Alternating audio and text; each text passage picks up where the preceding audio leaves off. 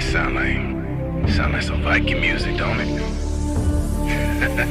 Yeah, gotta get it out the mud, that's the only way to win. Who am I to point the finger like I never ever seen? Been through the ups and downs like the letter N. They don't let you through the door, better kick that again. Cause that's the only way to win. That's the only way to go. Gotta get it out the mud, gotta get it out the flow. Cause that's the only way to go, let's go. Shooting lights out.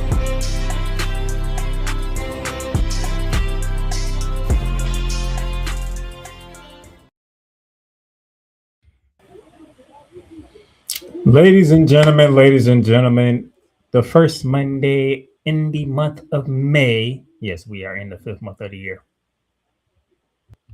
Yeah, that means I'm a month older. I'm a year older. I don't know what to do on that one, but welcome to Shooting Lights Out here, and jam-packed episode, to be honest with you, ladies and gentlemen. It's a lot of things that this gentleman to my right of me got to get off his chest. If But you not can't as tell, much as the one on my left. just look at his Or- background. It tells you all you need to know. Oh yeah, definitely. But I get the feeling someone is going to unload, and it's not going to be me as much as I. No, it'll be you. It will be you. I don't know why he has his expectations. I'm just gonna blow a gas that is not happening today. No, not blow a gasket. Like, Throw a couple middle fingers in the air, but not blow a gasket. I ain't gonna even doing that either. What is up with y'all and want me to go off? Like, Y'all? when I say y'all, you know who else I'm talking about. Oh, I know. And he's well within his right to do the same. I mean, he did that this morning. I mean, I thought Doc Rivers went back on the sideline. Oh, I'm sorry, I didn't mean to say that out loud. As you can see, this has been already a fun start to Shooting Lights Out already. I thought he got fired. I didn't know he returned to the sideline. That's all I was saying.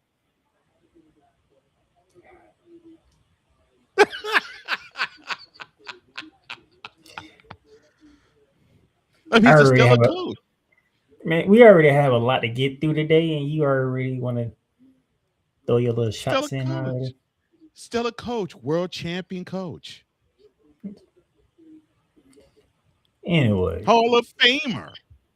Thank you for watching us on the Playmakerz Network YouTube channel. If you have not subscribed to the Playmakerz YouTube channel, subscribe to the Playmakerz YouTube channel and be part of the 300 club that subscribe to the Playmakerz Network. And join us in the conversation.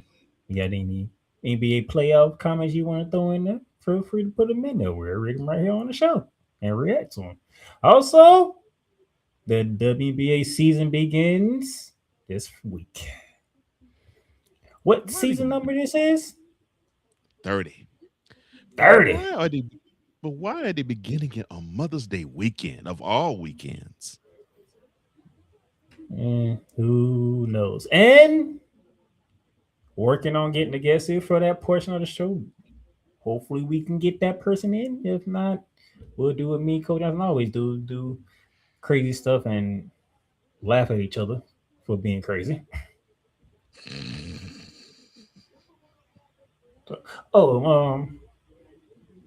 Mr. Johnson, who are our lovely sponsors for Shooting Lights Out and Playmakerz Network? Our lovely sponsors would be Fanatics, where fans can fan. Lids, as you can see, Playmaker wearing a lid as we speak, and we see also another one in the background. Hope that's not a MAGA Chicago hat, Bull. but I know I was just joking. I saw red. I was like, okay, that can't be a MAGA hat. Anyway, Paramount Plus and other wonderful sponsors who do Shooting Lights Out and other wonderful programming on the Playmakerz Network. So get your popcorn, get your chips, even get some real food. You want to get a hamburger, some pizza, whatever the case may be. Grab you a drink or two and sit back because y'all about to go on a ride today with us too. So, Mr. Johnson, How do we going to start this off? We're going to start this off promptly with Around the Hardwood.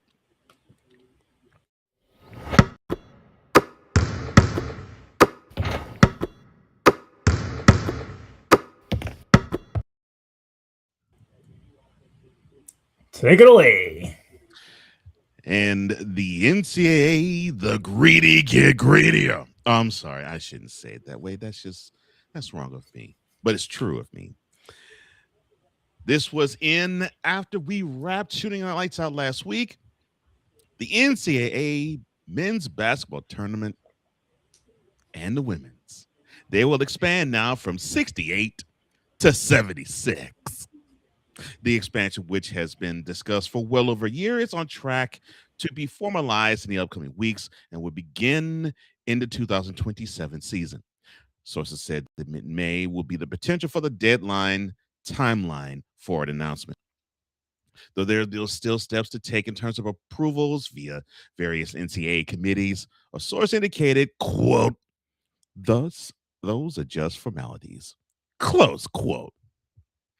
They went on to say, quote, they have what they need to move forward, close quote. You mean like government funding? Oh, I'm sorry, my bad. I shouldn't go there. I'm sorry. NCAA officials met with media partners for the men's tournament last week, sources told ESPN, and the sides were in the final steps of the end of the media contracts per sources, but they had not been signed.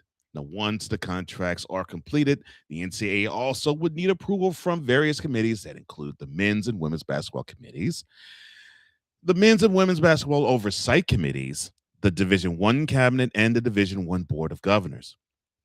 For the various NCAA committees to vote, the contracts would need to be signed for their approval. The NCAA said this particular statement, written wise, quote, expanding the basketball tournaments would require approval from the multiple NCAA committees, including the men's and women's basketball committees, and no final recommendations or decisions have been made at this time. Close quote. The expansion isn't expected to be a financial windfall for the NCAA and its members, but sources stress there would be a profit. The expansion isn't expected to be a financial windfall for the NCAA. Let me see if I can think of some words. Oh, yeah. That's a lie. I'm glad you read that over again. I am glad you read that over again. I was like, what? Hold on. What was that they said? Mm-hmm. Why right. else would you add 8 non-worthy teams to the tournament? And when I say non-worthy, I mean the SEC, the Big 10, the ACC, and the Big 12. Because we all know the mid-majors ain't getting no spots. No, they're not touching that. No. Oh, but it gets better, though. I'll skip one paragraph. The primary driver of this move hasn't been money, but rather access for at-large bids for power conferences. What did I just say? What did I just say? The expansion has been pushed by power conferences, which have grown throughout the course of the current deal. Matter of fact, go ahead and read the next line behind. Go ahead and read the next paragraph behind it. Go right along what I just said. But you're correct. But the primary driver of this move, I'll get back to that. The mechanics of the expansion in the men's tournament would include 8 additional at-large bids. Now, what's known as the first 4 in ACC, SEC, Big 10, Big 12, 8 teams playing 4 additional games in Dayton, Ohio, would expand to 12, but played by 24 teams at 2 sites, one of which was expected to remain in Dayton. The location of the new site has yet to be determined, but it was expected to be west of the Eastern time zone to help with logistics. And before I kick it back to you, the mechanics of this, the primary driver of this move hasn't been money. I say it again. That's a lie. Your thoughts on the NCAA tournament going from 68 to 76 by 2027? You lying MFers. You lying MFers. The primary driver of this move has not been money, But whether access for at-large bids for power conferences? Mm-hmm. Really? It's funny that you mentioned that because Mr. Johnson, I don't know if you saw the wizardry that I did when it comes to this segment for today, but do you mind if I bring in another article in here? Right. What does that say? It says the Big Ten distributes 1.37 billion, not million, $1 billion in revenue for not this past season, but for the 2024-25 fiscal year. So last season, the last year, not this year, the last year, they brought in over 1.37 billion. And The that's one time. primary driver of this move has not been money, but rather access for at-large bids for power conferences. Mhm. What it all does it come back to? Money. Dum, dum, dum, dum, dum, dum, dum, dum, dum, dum. Money, money, money, money. Money. Always. You see the NCAA, y'all cannot fool people like me and Coach Johnson because we know what you're doing and we know why you're doing it. You just wanna try to cover it up so everybody else in the outside world doesn't know what you're actually doing. And shout out our good brother Ryan McCarthy's in the chat. What's up, Ryan? Ryan McCarthy, one half of No Credentials Required. Congrats to you on furthering you personally. Of course, it's one of good friends of personally and of the show. He says, quote, media partners, close quote. You mean the quote, play in, close quote, round? And in parentheses, and I'm throwing up in my mouth and uttering those words, close parentheses, will be behind a paywall, which again furthers home this is about money, but the NCAA line. He goes on to say, we're never going to have a mid-major run to the Final Four ever again. No. That's what they're gunning for. They're gunning for that. They're gunning for basically. We know the Final Four is basically going to be any of the Big Four schools. He goes on to say, when asked to comment, NCAA Commissioner Charlie Baker was quoted as saying, quote, hello, I like money, close quote. We are not stupid. We are not idiots. What was the famous saying they say?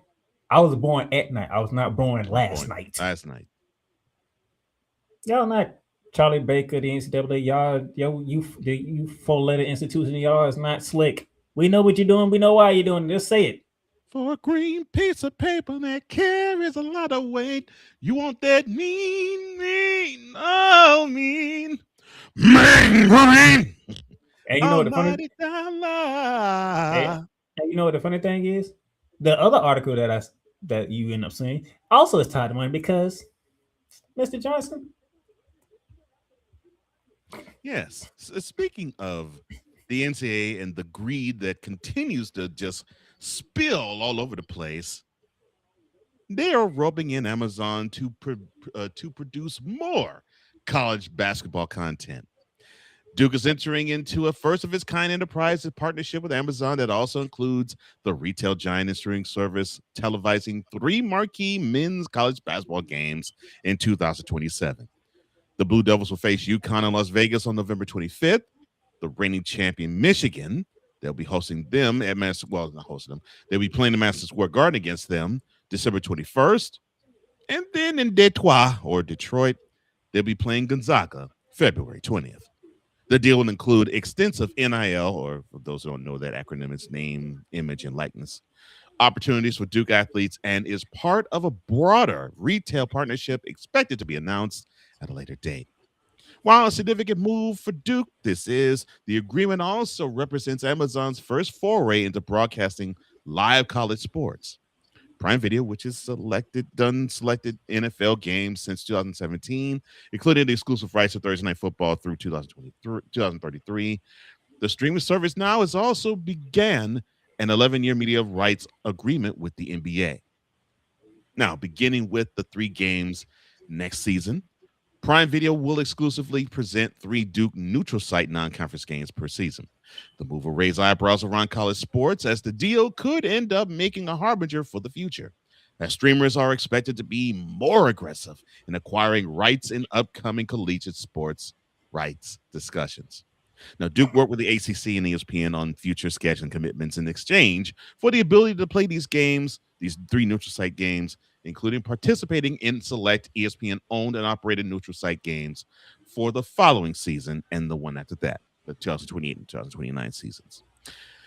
Duke Athletic Director Nita King, she had this to say about this first-of-its-kind foray. Quote, "In addition to our outstanding partnership with ESPN, we are excited to work with Prime Video on this groundbreaking initiative. As Prime Video's first college sports partner, this collaboration not only expands the global reach of Duke men's basketball, but it also creates meaningful opportunities for our student athletes in a way that reflects innovation and excellence." Close quote. And again, Your and thoughts. again. Your I love thoughts. Ryan. I love Ryan. I love Ryan. Mr. McCarthy goes on to say, "Just slap an Amazon smile logo on the Duke basketball jersey. Don't threaten them with a good time." That's exactly what they'll be doing. I love Ryan. Oh, I do too. Come on. Don't threaten them with a good time. That's exactly what they're going to do. Why is all of a sudden Amazon is interested in doing college basketball games? Mm-hmm. Yeah, because they didn't say getting money. When the Amazon get excited about doing college basketball games, you already got the NFL, you already got the NBA, and you got the WNBA. Now you want to stick in your hand in college sports too now? Why is that?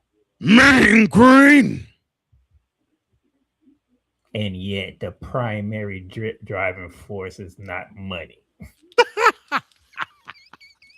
That's the funniest thing I've read all year. And I ain't bull. Like, come on. What do you think we are, stupid?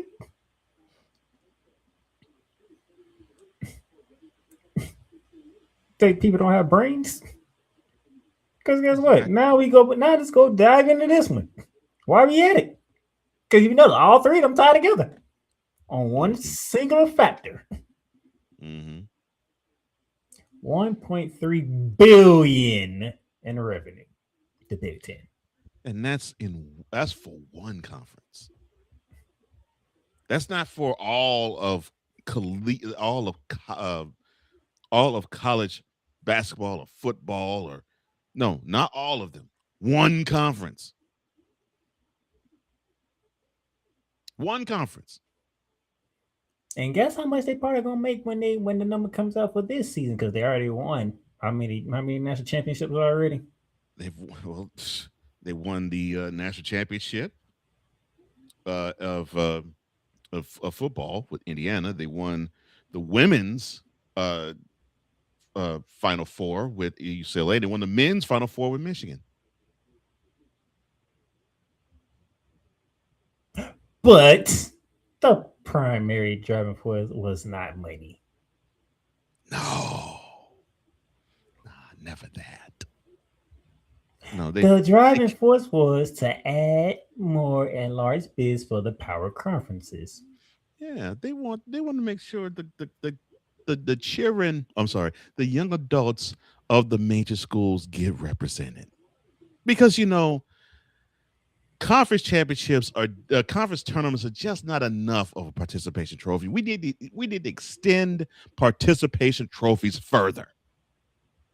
You do. For those of you who don't know, and maybe the NCAA can get mad at us because I'm finna expose some stuff. I don't give a crap. You do know every team that makes the NCAA tournament get paid for that, right? Mm-hmm. I don't think y'all know that. Every team that makes the NCAA tournament gets paid for their conference. Yep. Why else do you think they're trying to add 8 more teams? Because I was about to say there's a flex. There's a flex of these big time conferences wanting to say, well, this year we got 10 of our schools in. Now they can say they got up to 13 or 14 adding these eight at largest. Again, back to Ryan McCarthy's earlier comment. Mr. McCarthy says, we're never going to have a mid-major run to the Final Four ever again. We might even not have a mid-major get to the Sweet 16 again. And again, back to Ryan McCarthy's earlier comment. Yes, when asked to comment, NCAA Commissioner Charlie Baker was quoted as saying, quote, hello, I like money. Greedy motherfucker. And then this is a new comment. He says, by, quote, athletes, close quote, does the Duke athletic director mean the men's basketball players or all athletes, including non-revenue driving athletics? Now, we all know the answer to that question, Ryan. Duke basketball, because they're known for men's basketball. Yeah. Duke's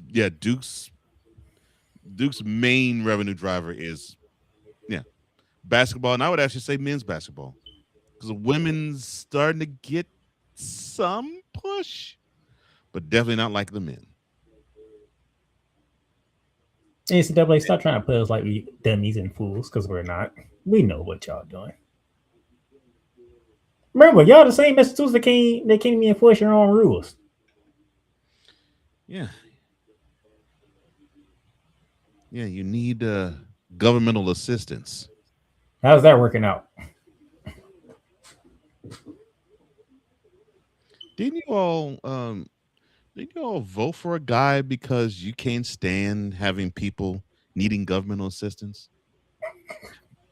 That you normally want, you voted for the party that basically is wanting limited government in people's lives. And then what happened? How'd that turn out? No, Cole, we got to protect college sports. We got to protect the integrity of college sports. All right. What integrity in college sports we're talking about? I'm about to say, the only thing you all know about integrity is the definition of it, because you don't practice it. The primary driving force is not money. That is the quote of Shooting Lights Out season 4. What a crock of crap. The primary driving force. And you all thought that I was just poking fun at NCAA because it just felt good to say they're greedy. And now you're seeing it live in a living color. They're greedy. And it's going all the way back to bearing on the ground when this all started. Mm-hmm. You didn't even start on this program. Mm-hmm.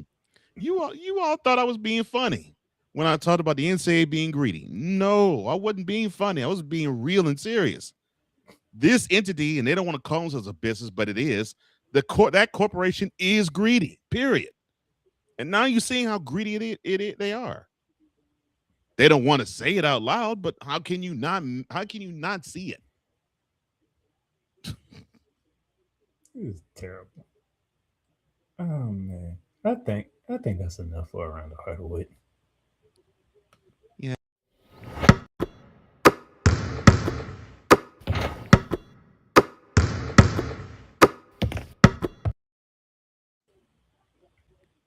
Lord have mercy. NCAA yet again. Now you know why I wanted you to start with that article first. That golden bar that you get, like that tied right into the other two perfectly. Lord. Oh, it's not about money. Then why is Amazon trying to broadcast Duke games all of a sudden? And why the Big Ten? And you notice they started out and they picked the biggest name in the game. Hmm? Yeah. Can we get 3 Duke games? Why Duke? It's the biggest name in the game. Yeah, I'm about to say the only ones that would probably rival it would be Kentucky and North Carolina. But I would think Duke would be the biggest of the 3 because they would they, I think, appeal more corporately than the other two would. So, yeah. Amazon all of a sudden, really? Oh, and by the way, the conference that's dominating sports this year, last year they hit 1.3 billion. Yeah, making it rain, distributing $1.37 billion. And that wasn't this past year. This wasn't the year they were winning championships right and left. That's the year before. It was the year before. I know they won some championships the year before, but still. I want to know how much money they're going to be distributing for this past year, this coming up year. Because I'm interested to see that number, the 2025-26 number. Because they have 3 national champions in the past 3 months. I want to see that number.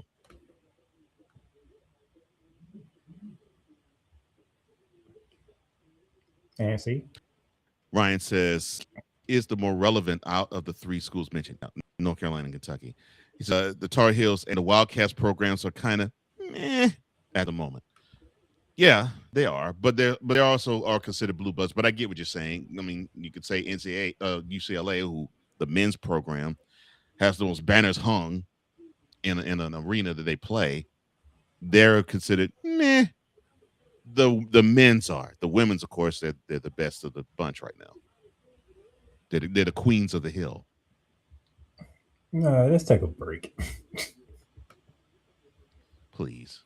Join Ryan McCarthy. I became a Jets fan because Kermit the Frog was my favorite Muppet because he was green, and the Jets wore green. That's how I became a Jets fan.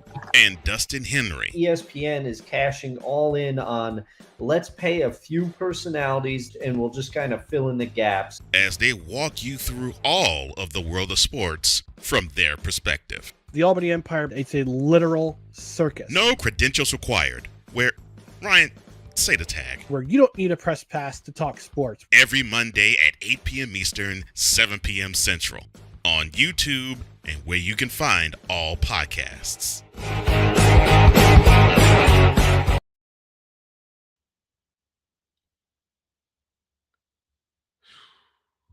Welcome back to Shooting the Light Side here on this Monday. That was a fun around the hardwood. Yeah, it was. The NCAA never fails. Mm-hmm. Great curation, I may add. Yeah. Primary drivers and money. But we'll turn our way from the collegiate level and we'll hit the professional level because we have a fast break segment to do. That this guy is shown. Let me shut up. James off the steal. James with the stop.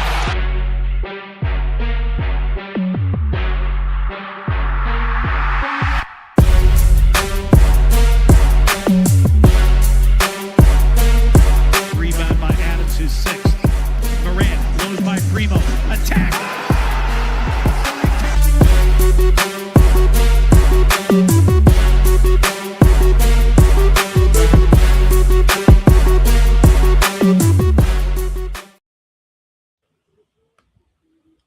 All right. As we hit the fast break is sponsored by Fanatics, where you can get your gear, be a fan, and enjoy repping your team. This is where fans can find them. Fanatics. All right. As we're going to fast break, we're going back to the weekend because it was pretty much all the Eastern Conference because they had 3 series that go to Game 7. Well, I mean, they have 8, so having 3 of 8 going into Game 7s, I think that's a pretty good ratio.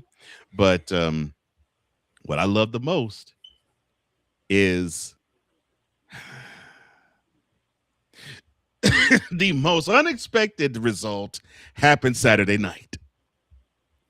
The Philadelphia 76ers went into Boston in a Game 7 in TD Garden, and they beat the Boston Celtics 109-100. Joel Embiid, 34 points, 12 rebounds, 6 assists. Tyrese Maxey, 30 points, 11 boards, 7 assists. And the 76ers overcome a 3-1 lead. And Coach Johnson, I give you the most important line. They won. I still can't believe this. They won games 2, 5, and 7 in Boston. Say that again for the people in the cheap seats. Oh my gosh. I still can't believe this. The Sixers won games 2, 5, and 7 in Beantown. They beat the number 2 seed in the East in their crib 3 times.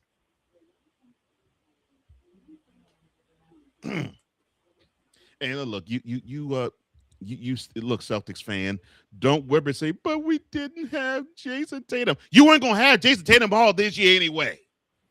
You're lucky you had him for the stretch you had him. This was supposed to be a lost season as it is. You should be celebrating the fact that this team without Tatum got the number 2 seed for the session of April and March, got to the number 2 seed in the first place. But this was the result you should have had when Tatum was out. And no slight to Jaylen Brown, and no slight to many others, because the rest of them are basically role players. But Mazzulla, I'm sorry, the head coach of the Celtics, Joe Mazzulla. This is why I can't stand Mike D'Antoni. You Mike D'Antoni this team out the playoffs. When you saw your team brick from downtown, you did not tell them stop shooting them threes.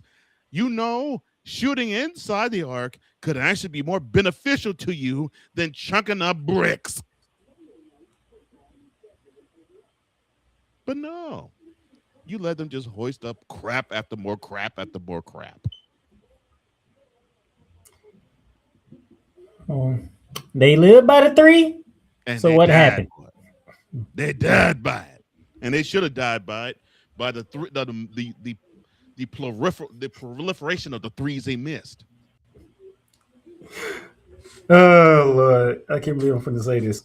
All right, Philadelphia, 11 for 28 from 3-point range. That's respectable. I like 39%. I like that. That's respectable. I like that. The home team, they hit 13 threes. That's beautiful. They got more threes in Philly. Beautiful. They took 49.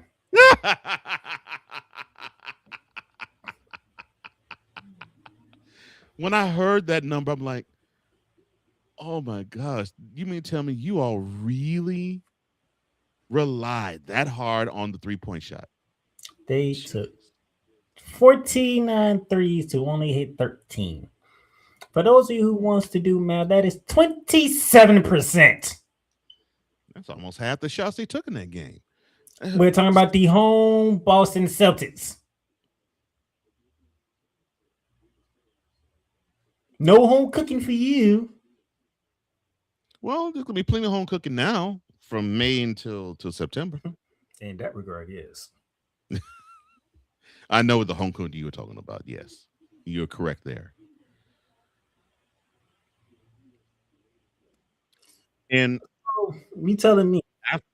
Matter of fact, let's go to Game 6. Let's go to Philly.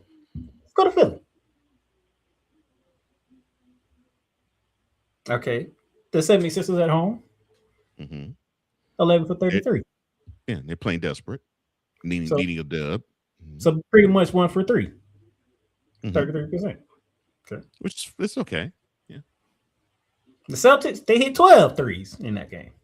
Nice. Beautiful. They took 41.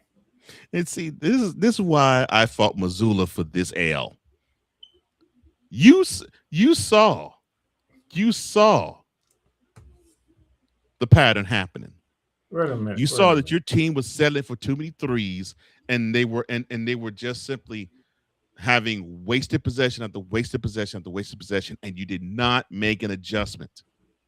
So they took 93s in the last 2 games and only hit 25 of them. In the last two games, 27.8% in the last 2 games shooting threes. So, Celtics fan, don't say, well, they beat us without Jason. No, they beat you because your team was stupid. If you barely hitting 1 out of 4 threes, why are you attempting them? Yeah, right. Ryan McCarthy says, good Lord.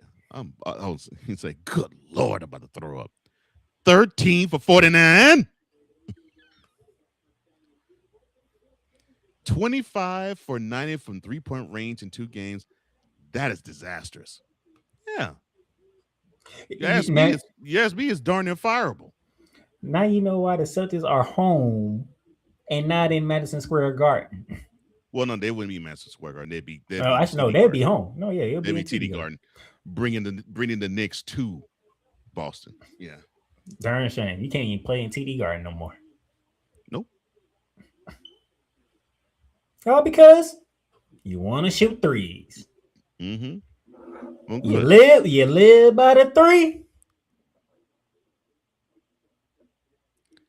And you die by it. And all the teams that I rooted for, the teams that went year after year against Golden State in the late 2000 teens, that's how they were. They were constructed to simply just outshoot threes everybody.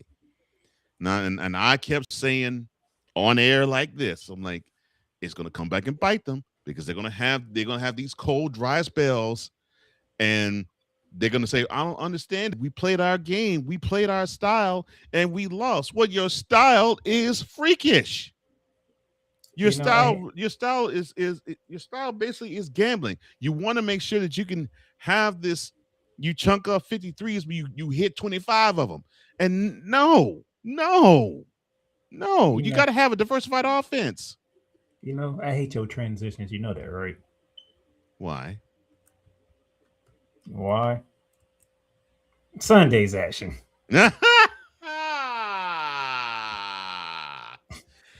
And now we get to the reason why Playmaker is professional but still mourning on the inside. The Magic had a 3-1 series lead.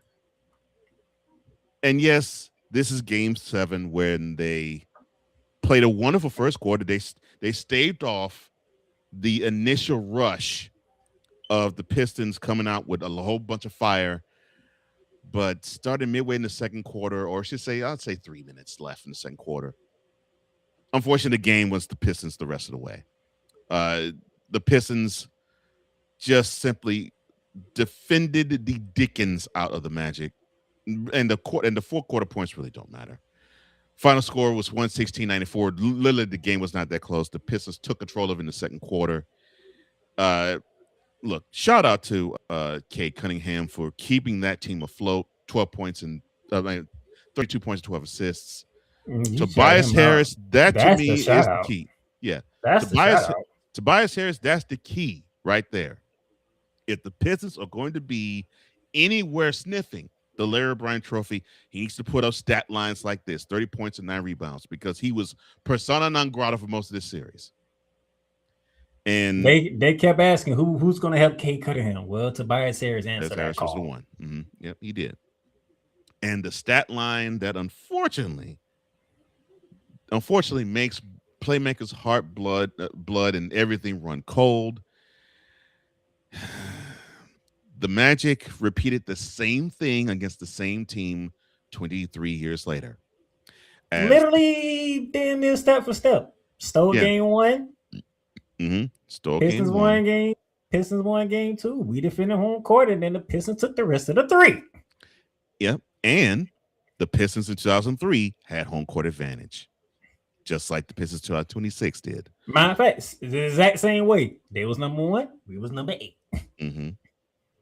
And it's unfortunate that the Magic lost a 3-1 series lead.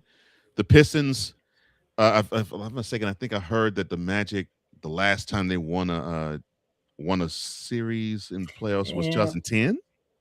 Is that right? The last time the Pistons won a playoff series. No, last time the Pistons was 2008. But 2008, and guess who was against? Oh, not the Magic. The Magic. Lord. Yeah, the last time the Detroit Pistons won a series was against the Orlando Magic. Yeah, I knew the last time they won was 2008, but I think the last time the Magic won a playoff series was 2010. I want to say 2010. Yes, I thought. So you had a team. You had two teams where if whoever won it, they were going to break a long time spell of losing playoff series. And it's unfortunate the Magic.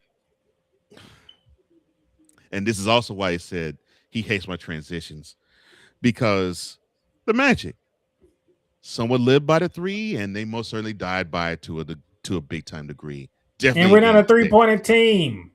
Definitely in game 6, they died by stupid. the three. Yeah, Which is stupid. We're not a 3-pointer team. We don't shoot threes. We're the worst one of the worst. Matter of fact, both of these teams are the worst shooting. Well, yeah, both of them are bad shooting threes. Yeah, bad in shooting threes. But and which that is what. See, I'll say this: Game 7 from the Magic didn't frustrate me. Game 6 did, and I don't mean because they had a big time lead and they blew it. But you can say Game 6 for me. You can say Game 6 for me later on. I would dive into Game 6 later on. What I didn't like about it was the strategy they employed. And I'm like what the heck are you doing? Like I said, Game 6 will be for later on. Yeah.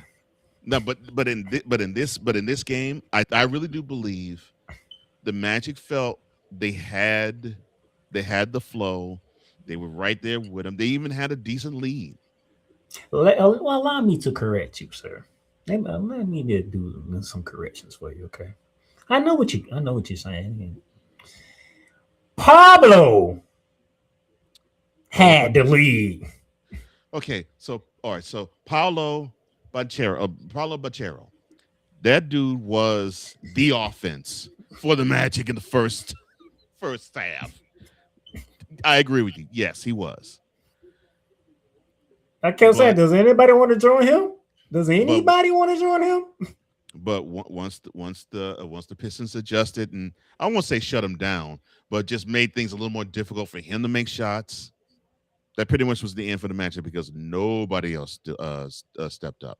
Nobody else. The Magic scored 94 points. Paulo Banchero had 38 of them.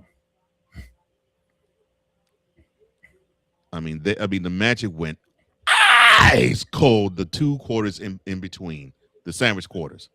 The second and third, and although, yes, they scored 27 points in the second quarter,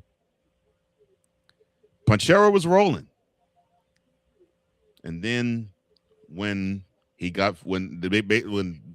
Pistons figured out, so Paulo's the guy who they're running their offense around. Okay, well we'll make things a little more difficult for him. Yeah, because we'll dare somebody else. We'll dare somebody else to make shots.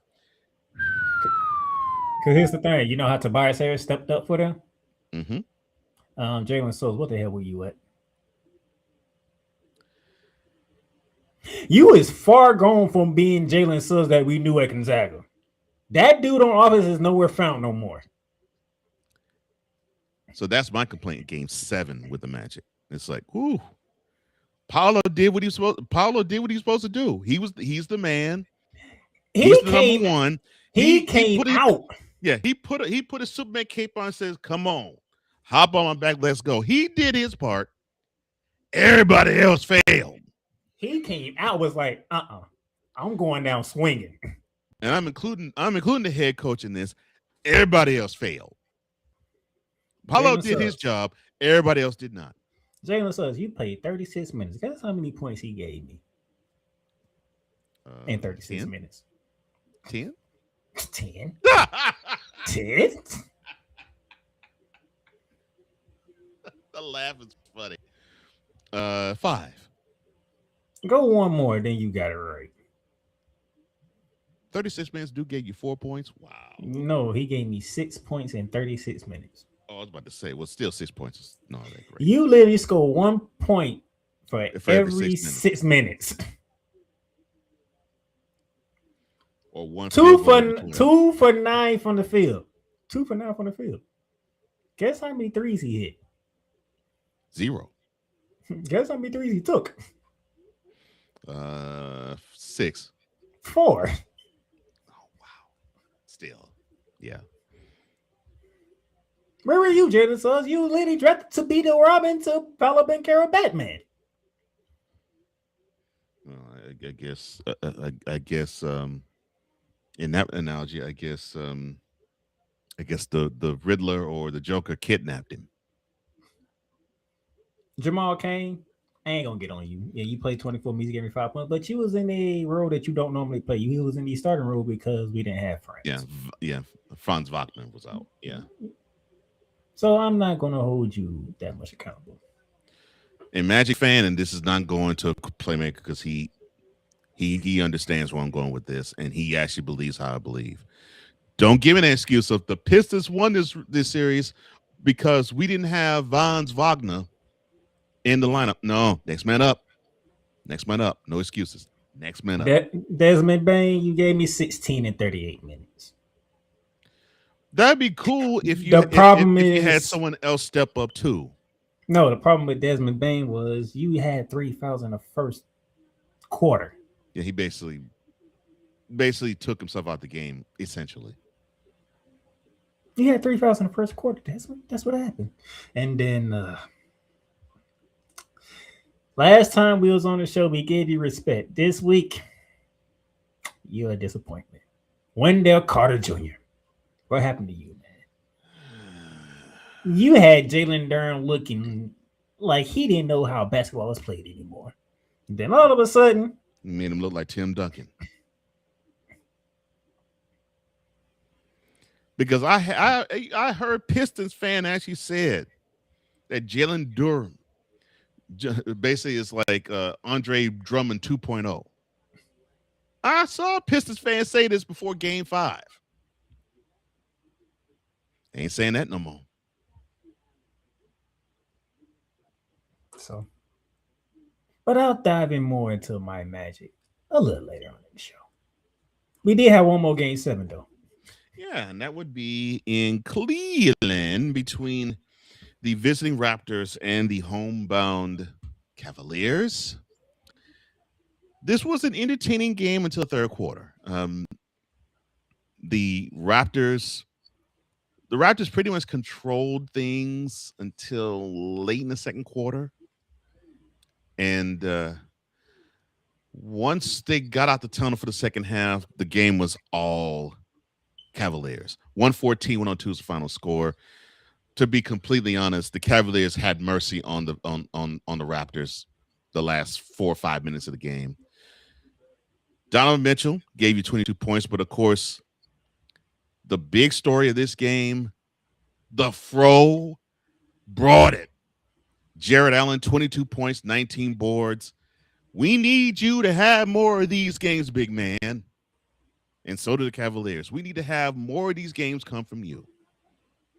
We know that you're great on the defensive end. You showed some yesterday too on that defensive end, but put some buckets in the basket. Some. Nah, he ain't talking about 22 points worth of points, but no. We ain't gonna complain about it. But at least be more active. I'd say 15 is good enough. I think you could do 15 points. You tall enough and you have a presence in the lane where most teams can't really defend you.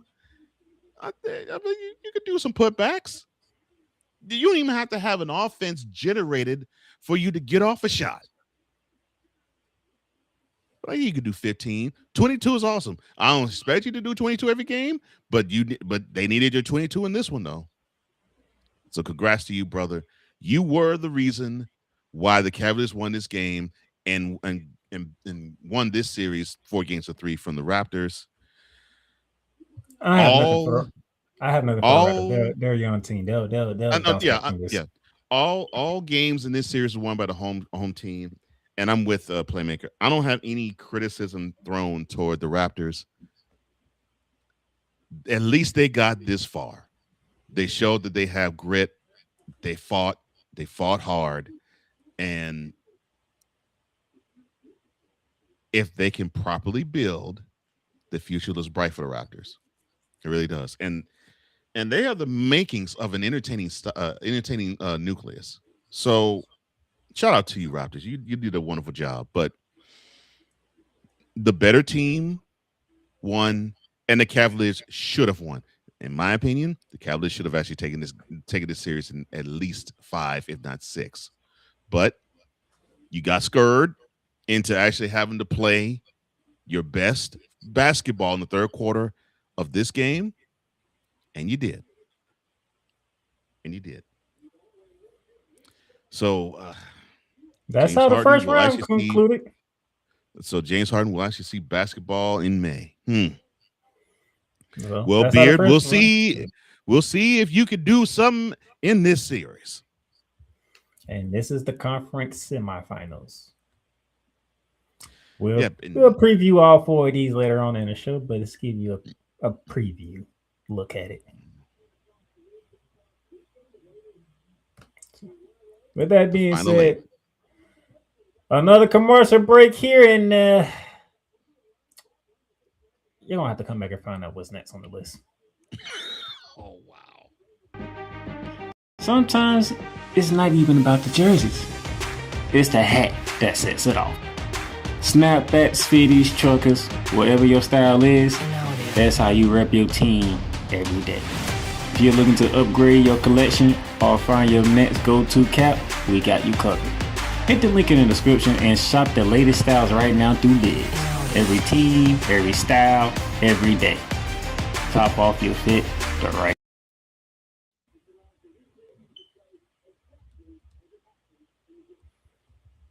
All right, welcome back, and Mr. Johnson is all you. Oh, it is. All right. Well, the only thing I gotta say in retrospect is it's the following. Dearly beloved, we are gathered here today on this happy occasion. Normally, you wouldn't be saddened. Normally you wouldn't be happy with death.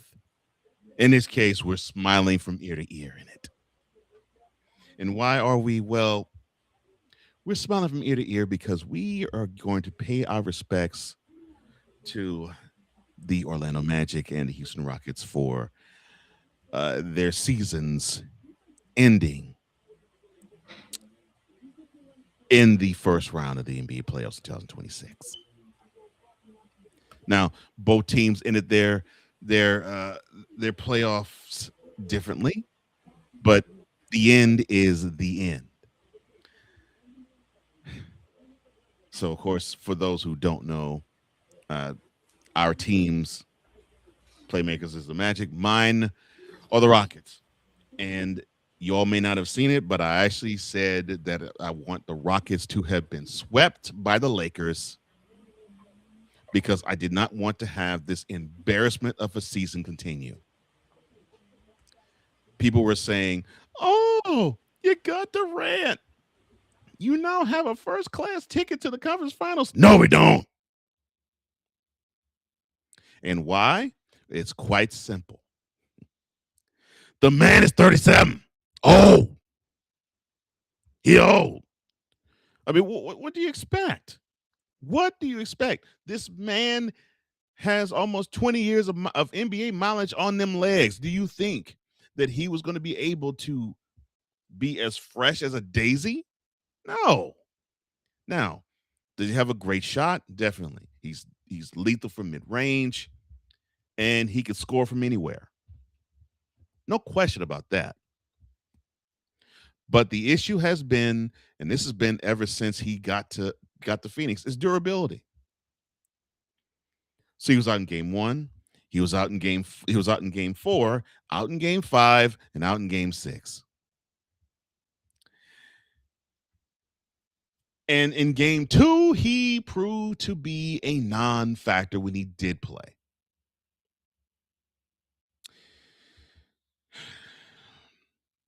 But you know what was the embarrassment of this series for me?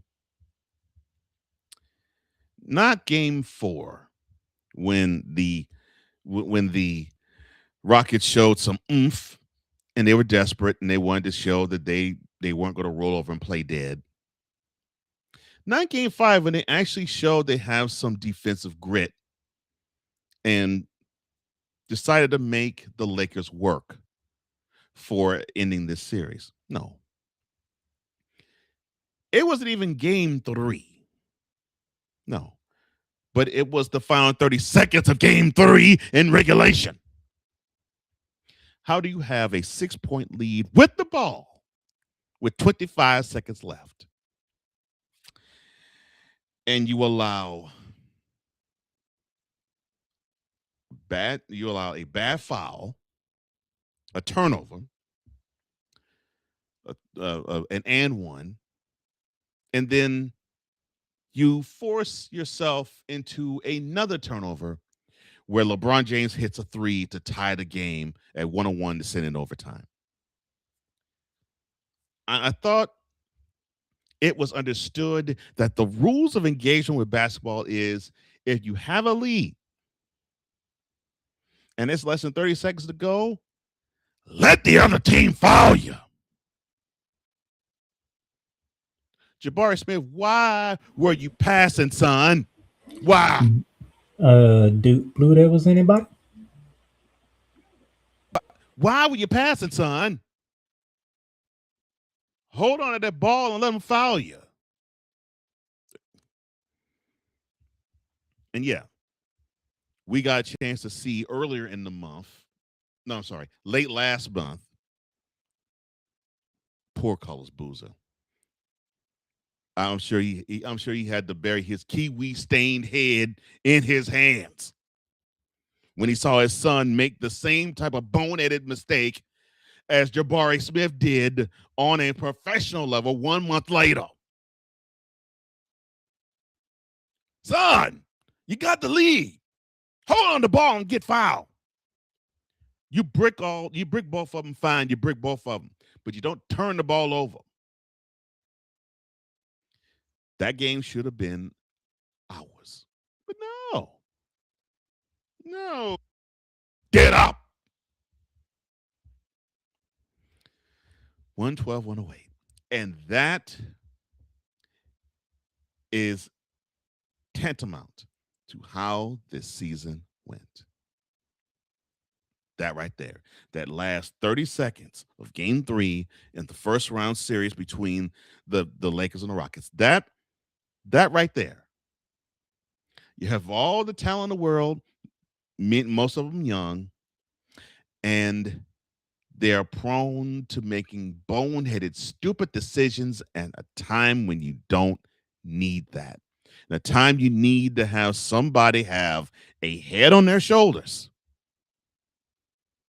You proved to not possess it. I mean, we could go back a month. You all went to Minneapolis, had a 13-point lead in overtime.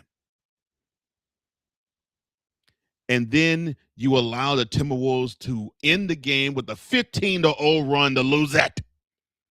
How you lose a double-digit lead in overtime? How? But the 2026 Rockets could teach you. How do you lose a 6-point lead with 30 seconds to go and have it be tied in overtime and you don't get off a shot either possession you have it? The 2026 Rockets could teach you. How can you look like world beaters with everybody but the Thunder, the Lakers, the Nuggets?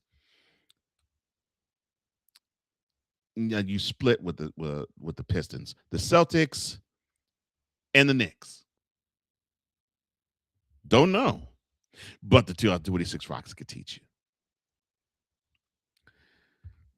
Well, shout out to all Rockets fans. You know,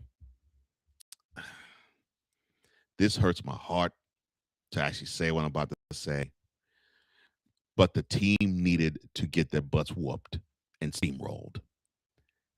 They earned this. They earned it.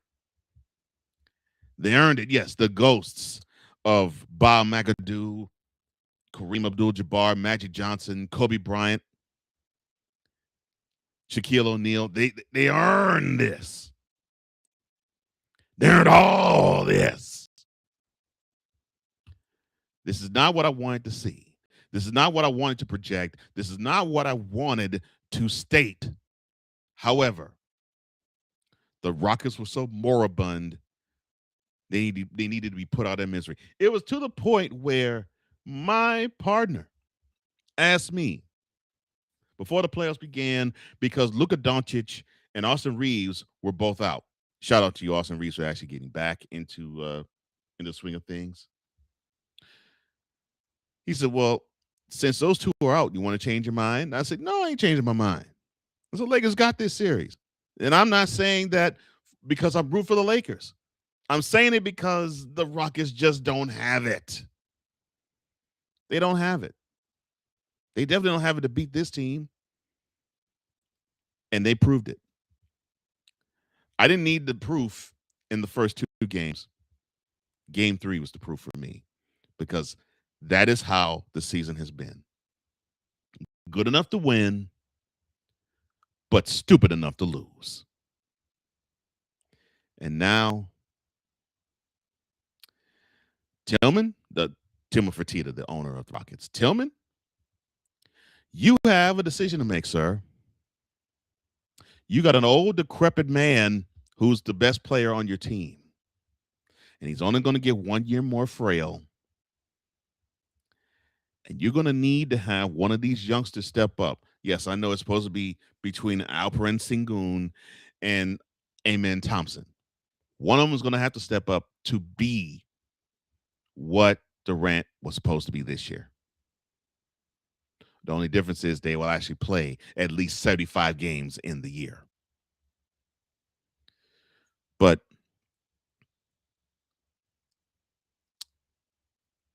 you basically had the same exact season this year as last, because I think you also finished 52-30 last year too.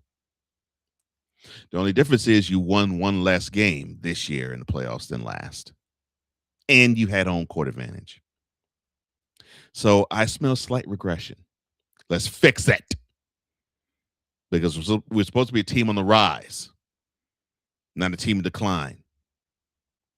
But there were some signs that they were declining. Enjoy fishing in Galveston. And now, for the end of service from the Magic end, I passed over to Playmaker.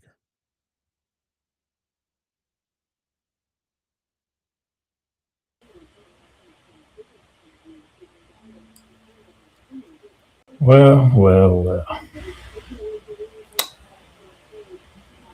We already talked about Game 7 that took place in Detroit on yesterday for the Orlando Magic. You already know we built a 3-1 lead just to lose it in the same fashion as 2003. In 2003, when they went up 3-1, Tracy McGrady says, feels good to finally make it to the second round. And then 3 straight losses to the Detroit Pistons happened. That was the mistake for the 03 team. Already thinking they have went to the second round. This team didn't do that. Game 6. This is the game that my co-host wanted to bring up earlier. Yep, 24 in the third quarter. You were outscored 55-19 in the second half. That's an NBA record for lowest points in a half. There's also an NBA record for lowest points in a quarter when you only scored 8 in the fourth quarter. 8 points in the fourth quarter. Which means you only scored 11 in the third quarter. And you missed 23 consecutive shots. You know, Cole, people like to blame coaches when things go bad. You can't blame Jamal Mosley for this, because how in the hell he's supposed to know his team's going to miss 23 straight shots?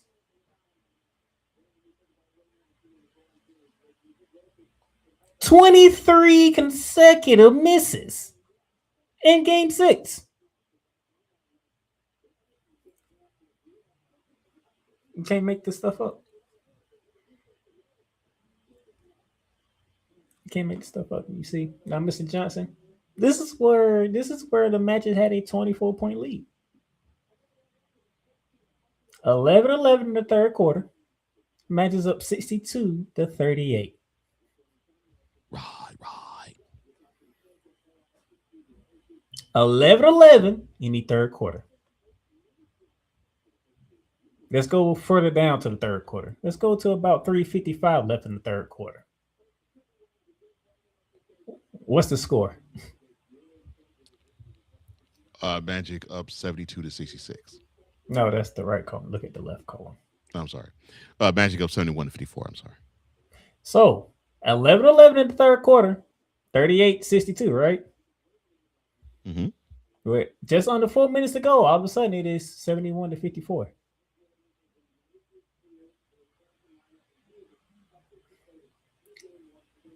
From that point forward in the third quarter to this point in the fourth quarter, how many points were scored by the Magic? 1, sir. 1 point in 5 minutes and 8 seconds of game time. 1. Mr. Johnson, it gets even better. It does? It gets even better. Remember, 10:47 in the fourth quarter, right? That's the time mark, 10:47. 10:47 fourth quarter, 72-66, right. Now look where we at.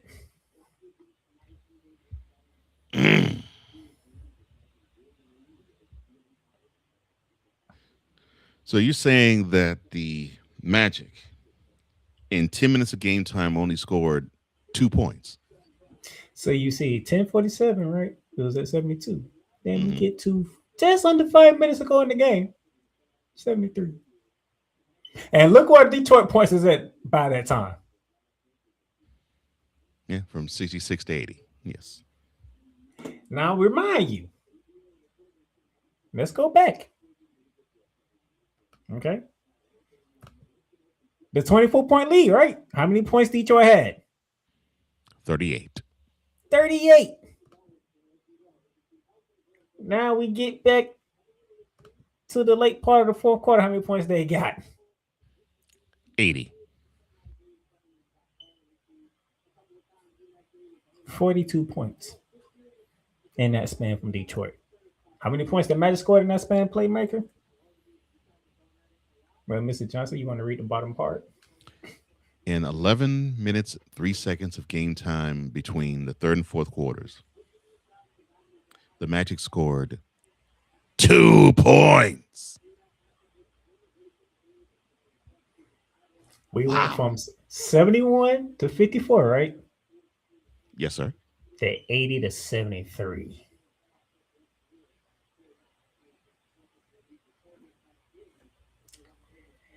You know what? How much time that was in real time? 45 minutes.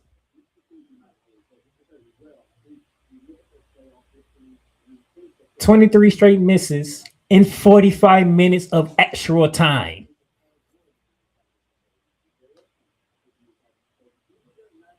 They almost went an hour without making a field goal. And in that time frame, they scored 2 free throws. And the funny thing is, who scored them 2 free throws? That would be Paolo Banchero.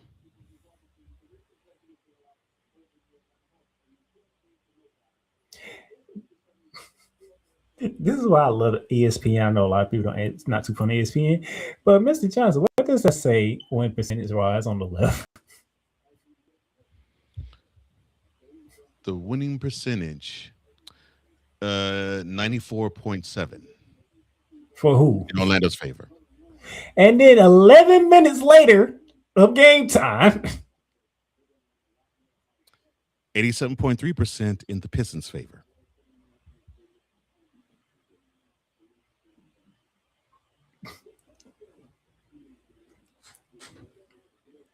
how the mighty are unmighty fallen.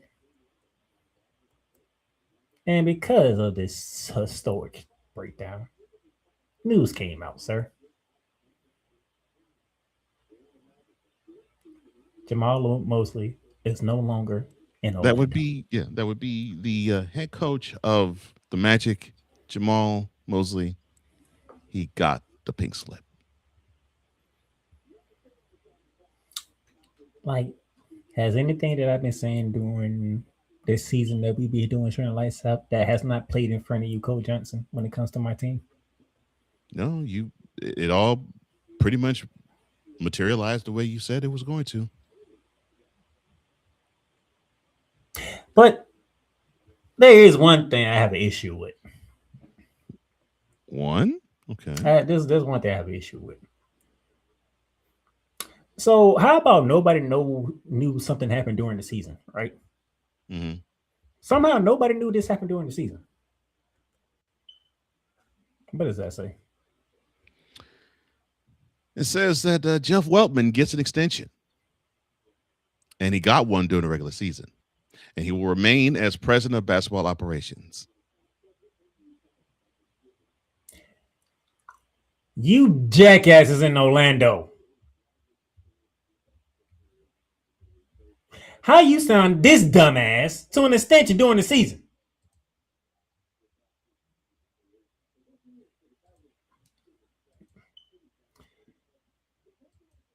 You don't give a GM an extension during the season if you're going to fire the head coach.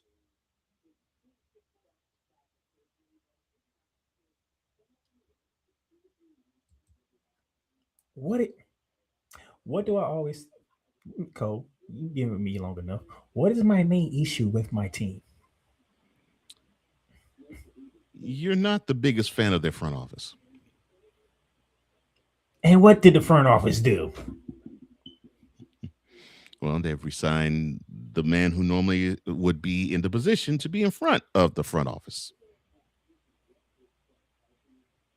He would be the point man of the front office. I'll put it that way. When I tell you there's no winning culture in Orlando, I just want saying it out of frustration. Well, no, you were saying out of frustration, but you weren't saying it out of frustration as a fan. You were saying it out of frustration as an analyst. So yeah. The incompetence of the Orlando Magic. See, here's the funny thing that y'all don't understand. Why I am the way that I am when it comes to Orlando. Mr. Johnson, what's my favorite college team? There's football and basketball. Your favorite college football and basketball? And baseball. And baseball. We'll throw baseball in that too.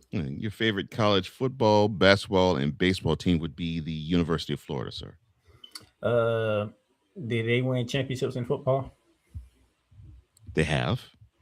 Have they won championships in basketball? They have. Did they win a championship in baseball? And they have. Okay. What is my favorite hockey team? Favorite hockey team would be the Panthers? Close enough. Not actually, but close enough. Oh, the Lightning.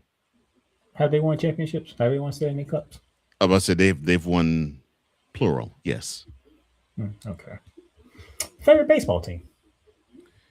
See, favorite baseball team would be the Braves. Do they have any World Series with their name on it? Yeah, they have multiple. Okay. Favorite football team, NFL team?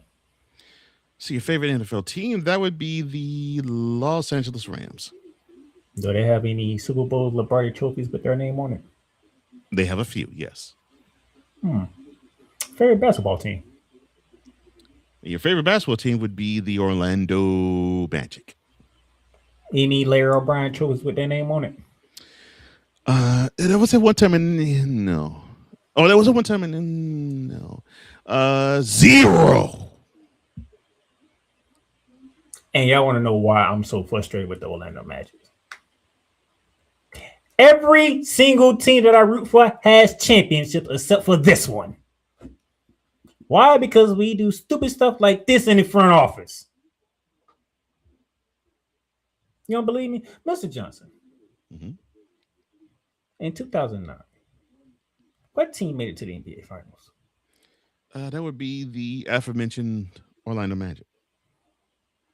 Who did they lose to? They lost to the Los Angeles Lakers. Okay. And then what happened during that following year? Well, during the following year, there was a lot of ridiculousness that went on with the team, both on the court and in the front office. And the Magic have been relevant ever since, right? Orlando has not been relevant ever since like that. No. And y'all think it's the players? It's just on the players? No. This is the inside that y'all have to be knowing on the outside when it comes to Orlando Magic. The front office is incompetent. There's no winning culture in Orlando. Which begs me another question. Mr. Johnson. Mm-hmm. If there's no winning culture in Orlando, Mm-hmm. then where's the winning culture at in Florida when it comes to basketball?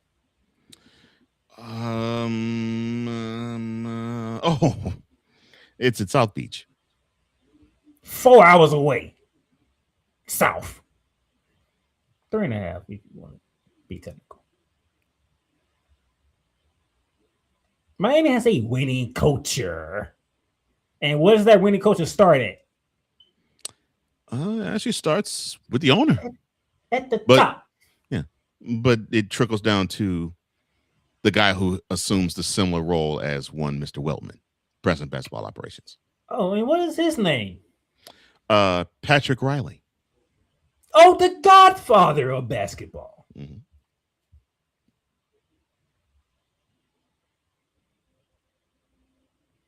And yet, all you gotta do is go 3-4 hours down south. If you want to know what a winning culture looks like and have a conversation with Pat Riley. And I'm pretty sure Pat Riley would tell you what a winning culture looks like. And what does he do to build a winning culture down in Miami? But you nut jobs don't know how to do it.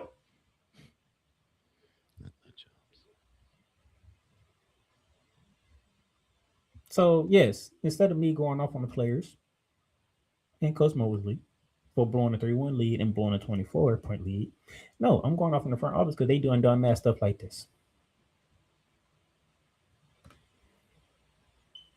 And now you see why I'm pissed off. Because I'm more pissed off with the front office than anything else. I would be too.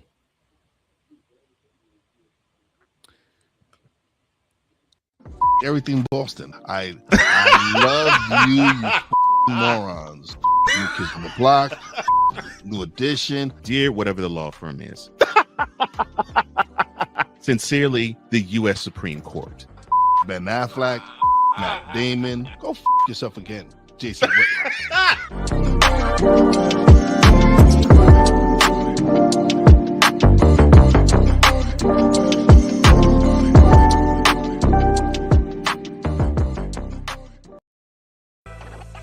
No matter what you are watching, one thing stays the same. You got to represent your team the right way. Whether it's jerseys, hats, or hoodies, what you wear is part of the experience. If you're looking to upgrade your gear or getting ready for the next game, we got you covered. Hit the link in the description and shop Officials licensed gear through Fanatics. Every team, every league, every fan. Don't just watch the game.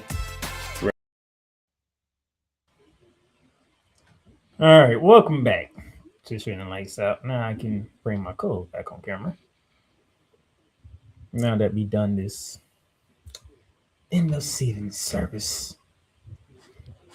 And trust me, it's actually his idea that he didn't know that I was going to use. I'm proud of you, Playmaker. Wonderfully done. Wonderfully done. So, thought I'd do that one. So now, ladies and gentlemen, we are in the conference semis. Here are your matchups. And Lakers, Thunder, Timberwolves, Spurs, Cavaliers, Pistons, 76ers, and the Knicks. We're going to start on the east side. All right. And we're moving on up. I'm sorry, my bad. The number 1 Detroit Pistons will take on the number 4 Cleveland Cavaliers. Here's your scheduling for this series. They'll begin tomorrow, May 5th, in Detroit, 7 p.m. on NBC Sports Network and Peacock. Game 2 will be Thursday, May 7th, 7 p.m. on Prime Video. And then Saturday, we switch to the Cleveland, the land. Not the land. The land, 3 p.m. NBC Peacock, also on NBC Peacock on Monday, May 11th, next Monday, 8 p.m. in Cleveland. And then you see Wednesday, Friday, and Monday, if those games are necessary. Mr. Johnson, we're not talking about game 1. We'll get to game 1 later. Okay. But for the series, what are you looking for? I'm looking for if the Cavaliers can force the Pistons into chunking up bad shots. What the Magic exposed is that you can get this offense to grind its gears and be stuck in neutral. I want to see if the Cavaliers defense can actually force the issue with the Pistons to do just that. On the flip side, I want to see if the athleticism and the physical nature of the Pistons can wear down the Cavaliers. And to me, it is a matchup of that. Which of those two strategies is going to win out more? Can the Cavs force the Pistons to shoot horrible shots at big time stretches, or can the physicality of the Pistons wear down the Cavaliers?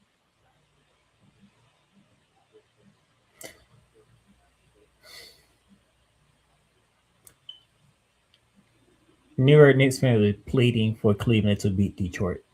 They do not want to see Detroit in the conference finals. If for nothing else, the Pistons will be more motivated to beat the Knicks since that's the team who eliminated them last year. So yeah, Cleveland, y'all made it past the first round. Now you in the month of May. So is it time for James Harden to do what he always does? Oh, and be like Houdini? Yes, it is. Is it time for this to happen, or would James Harden and Donovan Mitchell say, "Nah, we want to write a new story now"? Because Donovan Mitchell has never made it to a conference finals. You didn't know that. Yeah, 9 years in the league, he's never made it to the conference finals yet. Right.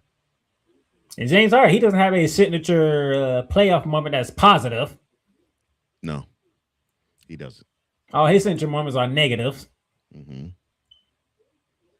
You don't believe me? The guy, my co-host right here, he has very fond memories of those. Yeah, one too many. Detroit, you got your first playoff series. First one in 18 years. Congratulations. Do you take it and you just relax? You better not. Or do you take it and say, all right, it's back to business as normal now? I actually hope that series they just played against the Magic scares them into saying, "Oh, so it can be gone like that." If we stop BSing and actually play our game, we actually can do some things when we play our game. But if we don't, we could be bounced. I'm hoping that last series scared them into that. And then the other series in the East, the number 3 seeded, the New York Knicks, taking on the 7 seed, the Philadelphia 76ers. They will get started tonight at 8 p.m. on NBC and Peacock. Then Wednesday on ESPN at 7 p.m. Prime Video Friday at 7 p.m. Saturday, May 10th. Mother's Day, 3:30. Oh, God. Oh, God. Why? They plan on Mother's Day. Well, of course they play on Mother's Day. What do you mean? You know how I feel about Mother's Day. And we were going to have a playoff game on Mother's Day. You knew that. You know how I feel about Mother's Day and NBA playoffs. Yes, but you knew we were going to have at least one game, more likely two, play on Mother's Day. You already knew that. If a certain thing happened on Mother's Day, Monday, he might be giving me the camera because I might be going off. Because he know how I feel about Mother's Day and what I end up seeing every single Mother's Day for some reason. And that game's in Philly too. Oh boy! Shout out my boy Josh. That's his birthday too. So yeah. Oh, and it's in Philly. Oh god, this definitely can go either way. Don't go the way that I wanted to go. And then Tuesday, May 12th, Thursday, May 14th, and then Sunday, May 17th. We got to go the whole distance. New York. The expectations is NBA Finals, not NBA Championships. NBA Finals. You haven't been there since '99. But now you got to deal with Philadelphia, who has Joel Embiid back. Tyrese Maxey is balling. Joel Embiid is balling. I like DJ Edgecombe is balling. Even Paul George is balling. That's 4 names I just gave you. So the ass whooping that y'all gave the Atlanta Hawks in Game 6, that was where Mikal Bridges showed up, OG Anunoby showed up, Jalen Brunson could take a step back for once. Karl Anthony Towns was doing his thing. Karl Anthony Towns, how you played against the goddamn Hawks is the way that we want you to play the rest of the goddamn playoffs. Yeah. Don't you sit there and look at Joel Embiid and say, hey, guess what? I'm the best shooting big man in the league. Joel Embiid gonna look at you like, I don't give a damn. I'm the best big man on this court. And that's how it should be. I'm the best big man. I want to prove it to you. That's how both men should think. So Karl Anthony Towns, do what you did against Atlanta and do it against Joel Embiid in Philly. Because if not, Joel Embiid gonna cook you. And if he cooks you, you better hope Jalen Brunson can do what he's been doing against Philadelphia and drop 30s left and right. Or else y'all might be getting upset by the Philadelphia 76ers. Go ahead, Mr. Johnson. All right, so what I want to see in this series. Hopefully I ain't take too much of your thunder. No. No, but you pretty much was tap dancing on exactly what I was thinking. Karl Anthony Towns needs to play like he's a big man. He has to think, okay, we already have enough shooters. I can do 2 or 3 from outside, but the presence is inside.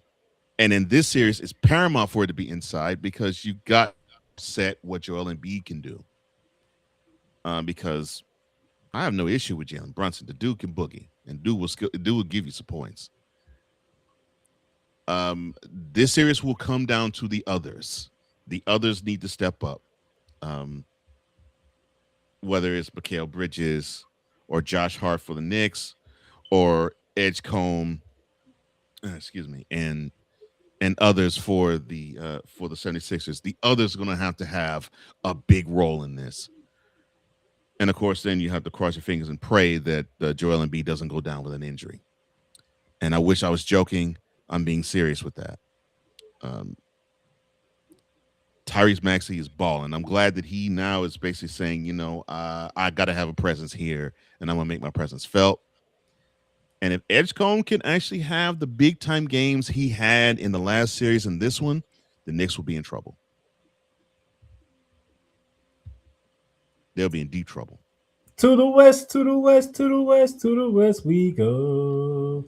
The number 1 team and reigning defending champions, the Oklahoma City Thunder, hosting the 4th seed Los Angeles Lakers. They tip off tomorrow, May 5th, in OKC at 8:30 p.m. NBC and Peacock.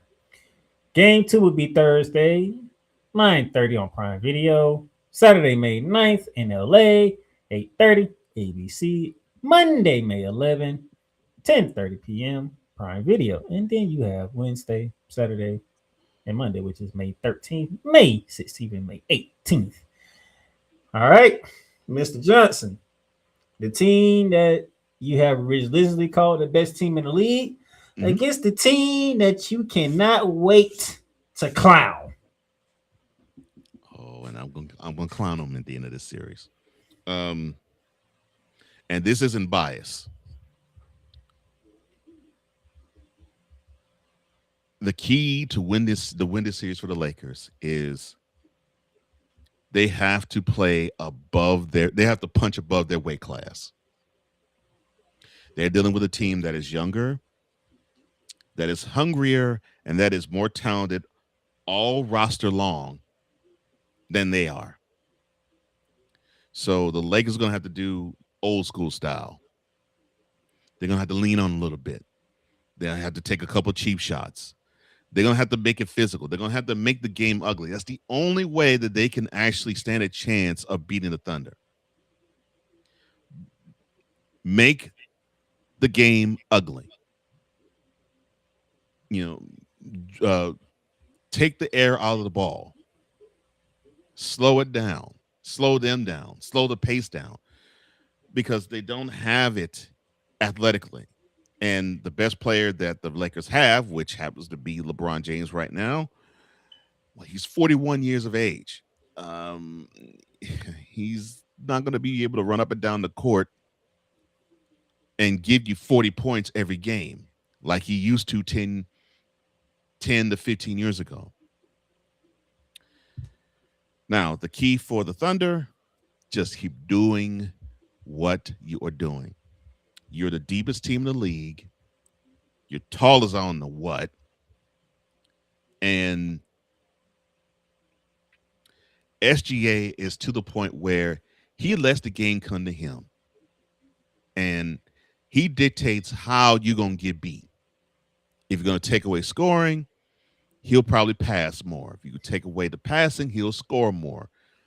But his style is to wear you down strategically. And it came up with one of the coolest lines I ever heard in a press conference. I got all the answers to the question. I just need to know what the question is. Yeah. And that is what SGA is. The dude just surveys how you're going to defend him and the rest of the team. And by the third quarter, he's got you figured out. So, okay, well, I know how I'm going to beat you. This is how I'm going to do it. The Lakers don't have anything to counter that. You can say, well, LeBron, no. The Lakers don't have anything to counter that. So, Thunder, just keep doing what you're doing. Lakers, you got to make this game ugly. And if you don't, y'all getting swept. But if you can find a way to make these games ugly, be more physical, and take the Thunder out their game and try to have them lose their composure a little bit, then you might stand a chance. But the Thunder just have too much for the Lakers.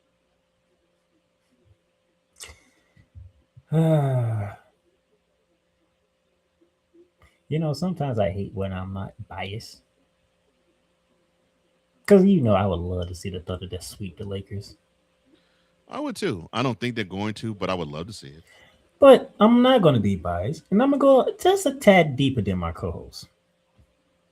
DeAndre Ayton, do you want to stop Chad Holmgren? Because if you can hold down Chad Holmgren, and guess what? That's the second best player on the team. And that's why I say the Lakers need to be more physical. That's exactly why I say that. SGA gonna get his. They ain't no stopping him. No, it's not. There's no stopping him. SGA was gonna get his 30, 11, and 8. He's gonna get it. You got to limit everyone else getting theirs. But do you want to stop Chad Holmgren, DeAndre Ayton? Marcus Smart, their best defender on the team. Do you want to cause havoc? Smart havoc, not dumb havoc. And yes, that was a pun. And realism too. Jared Vanderbilt. You want to start one to Jalen Williams? You're going to see both of them. Rui Hachimura. Might as well call him out too. Yeah, Rui, you want to make some shots? Do you want to make some shots? Because you putting it all on LeBron James and AR, y'all cooked. And that's the problem I see. If I'm taking my fan hat off, put the analyst hat on, that's the problem I see. I think the moment's going to be too big for them. They'll give you one good game, but I don't think they'll give you a solid, consistent play throughout the series. That is what the Lakers need from them, from Ayton, from Hachimura, from Vanderbilt, and I don't think you're going to get it. The only person you may get it from outside of LeBron would be Austin Reeves and maybe Luke Kennard. Y'all got to uphill battle. But it starts with DeAndre and how he wants to defend Chet Holmgren. I can chef's kiss on that. That's exactly what I was going to when I was alluding to when I was saying the Lakers need to make this more physical. And I'm not saying that it is impossible. Personally, I think that's the road you need to take. Aiden needs to take it to Holmgren. Make him work. Lean on him. Make him earn. Make him work defensively. Make him work hard defensively. And then try to deny him when it's your turn to play defense. But do something to throw him off his game. And be completely unbiased, LeBron James, just do you. Just do you, LeBron. Just do you. You have equity in the knowledge of the game. You are allowed to do you. Because you're going to know what to do and when to do it. Yeah, well, see, the thing is, LeBron could give you triple-doubles all throughout. He give you triple-doubles all 7 games. And the Lakers still will not win this series. That's what I say. Just do you. You just do you. You need help in this one. Yeah, he needs a lot of help in this one. You're going to need help in this. There's no way around it. The Lakers are going to need 4 to 5 players to step up. Not just scoring, but on the defensive side, you might not be the scorer. You might be the one that's been playing the defensive part of it. Steals, get a couple of blocks. Yeah. That's where they're going to have to affect the game. The Lakers are going to have to commit to playing hardcore defense in this series. Basically, what we're saying is y'all cannot go punch for punch with OKC. No, because that's the type of game the Thunder wants you to play, and you can't last them. You cannot last them. That's why I say make the game ugly. Slow the game down, slow the pace down. Be more physical. That's the only way the Lakers can have a shot of beating the Thunder in this series. And then that moves us to the number 2 seed San Antonio Spurs taking on the 6 seed Minnesota Timberwolves. They start off tonight, 9:30, NBC Sports Network in Peacock. Then Wednesday, May 6th at 9:30 on ESPN. Friday, May 8th on Prime Video, 9:30. Mother's Day night, May 10th, 7:30 in Minnesota. I told NBC you and Peacock. on Mother's Day. I told you. You know what I'm afraid of. That's what I'm saying. You know exactly what I'm afraid of. And then May 12th, May 15th, and May 17th if needed. I got some news for game 1 tonight, but I'm going to say that for a little later because we're going to be previewing both game 1s in a minute. But Minnesota, great job. You showed great tenacity. You showed... I'm just going to say, you punked the Denver Nuggets. Punked them bad, man. You punked the Denver Nuggets. How is it that a team can out-hustle, out-physical, out-maneuver, outsmart, and out-athletic another all at the same time? Because that's what we saw in that last series. Jaden McDaniel called the Nuggets out. He said they can't defend. And proceeded to show you why he said what he said. And he wasn't lying. And he wasn't lying. This is without DiVincenzo. This is without Anthony Edwards. Without Anthony Edwards. That's what I'm saying. They beat them down without Anthony Edwards. I'm like, whoa. Not squeaked out a dub, beat them down. I'm like, oh my gosh. Wow. He said y'all can't defend. And y'all couldn't defend him. Yeah, he's a defensive specialist. And he went for 30. I was about to say, forget couldn't defend. They couldn't defend him. Couldn't defend him. Couldn't defend a guy off the bench. He was correct. The Nuggets just did not have it defensively and just could not. They didn't have any dog in them. And dare say, Even Nikola didn't have much of a dog in him until challenged. Well, now you got the Spurs. And that's going to be a whole different ball of wax. Who can defend? They can defend very well. And all five. Does the perimeter and the block. At all 5 positions. They can defend the perimeter and they can defend in the low block. So Jay McDaniel said that line against them, he will get punked royally. But he's smart and he won't. I'm gonna say I know a matchup that I could talk about, but I'm pretty sure Mr. Johnson is gonna talk about that matchup. So I'm gonna go ahead and let him talk about it now. Okay. All right, now I know exactly where I'm gonna go. Go ahead. No, you go ahead. I was gonna give you the floor because I already know where you're going. All right. Here is where the Timberwolves need to go in order to even have a scintilla of a hope of winning. Rudy Gobert, you need to actually play offense in this series. I knew it. I knew that was the matchup you was going with. I knew it. You need to play offense in this series. Forget the fact that you have the ability to be a defender and that you have multiple defensive player of the years in your coffers. You need to play offense in this series because Victor Wembanyama is not going to let up on you. And the fate of the Timberwolves rests on you. It just does. If you can find a way to tire out, wear down, or make Mr. Wembanyama not focus so much on having such a diversified game, because the dude can steal, he can block, he can score, he can take you off the dribble. He's now starting to involve others along with it. If you could find a way to contain him defensively and you actually can make him busy on the defensive end, and you're going to have to be physical on him, you got to lean on him. That's the only way the Wolves have a chance of beating the Spurs. Otherwise, forget it. It's a rout that's about to happen. And we're talking about a team that's the only team that whooped on OKC during the season. And yes, and I realize that the Wolves beat the Spurs 2 out of 3 games in this season.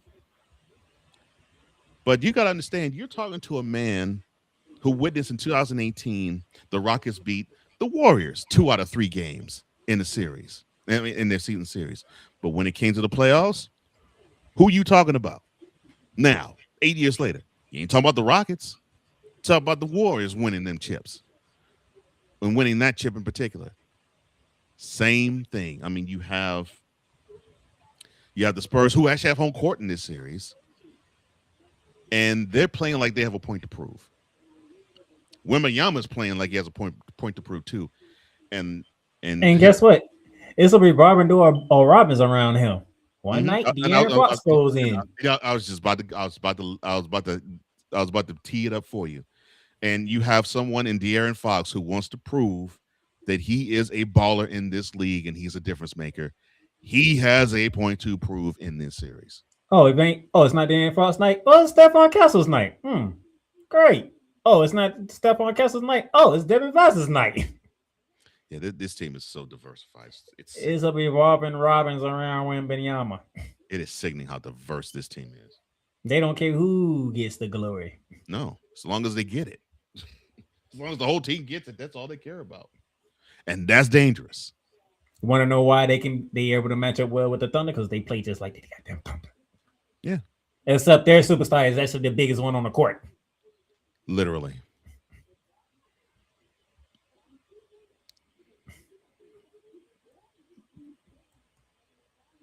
So here's all the odds for the championships. Thunder minus 145. Right behind them, the San Antonio Spurs plus 370. Then you have the Knicks and the Pistons rounded out the top 4. Wow. I'm surprised the odds are very close between the Pistons and the Cavaliers. Woo, wow. That's the odds, man. That's the odds. I don't know what to tell you. I'm sorry. So Vegas is basically saying that the series in this round is going to be the Pistons Cavaliers. Okay. Pretty much. Mm-hmm. But Philly can screw everything up. Yeah, they can. I'm not putting it past the Sixers to beat the Knicks. I'm not. Yes, Wise, I know I said it, and I'm not saying to get on you, and I'm not saying to poke fun at you either. Facts are facts, and you know it. And into the games tonight. 8 p.m. NBC Peacock. 76ers, New York at Madison Square Garden. Knicks 7.5-point favorite. Over under 212.5. 9:30 NBC Sports Network Peacock. Wolves Spurs 13.5-point favorite. But you know what? I just looked at it not that long ago. It's now 11.5. It dropped 2 points. Why? Ant-Man's back. Oh, he's gonna play. Okay. Which I don't think that's a great idea, but I don't either. I don't think it's a great idea either. But it could be said. All right. Mr. Johnson, the Knicks had a good amount of time to rest. 76ers, they had one day to celebrate a win in Boston, and also now they're in Madison Square Garden.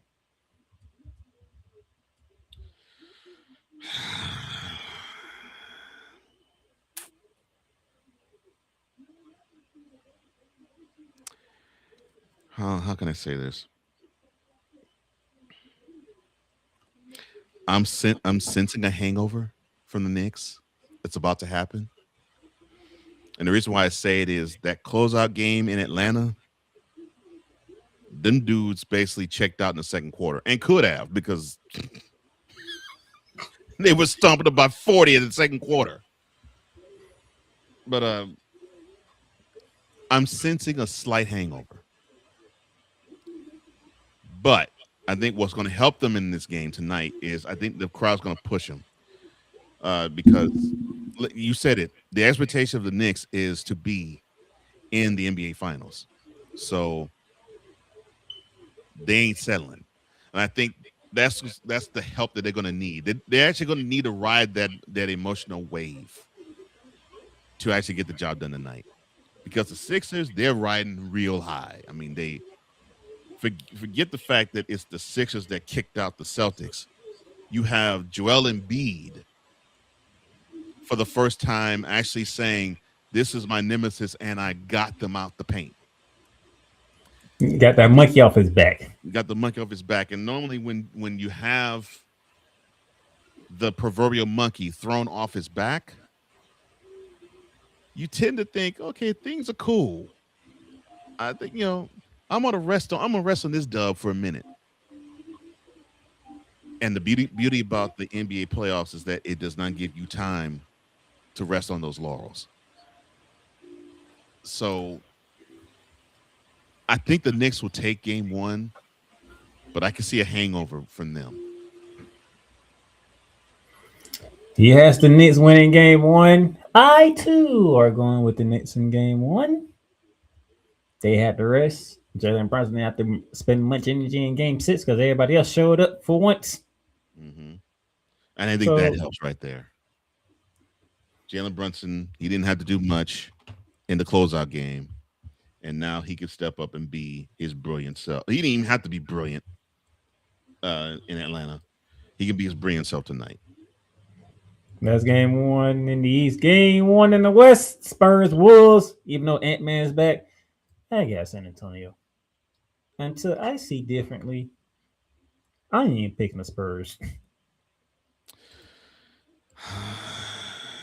Especially in San Antonio. Yeah, I was about to say, and this game is in San Antonio.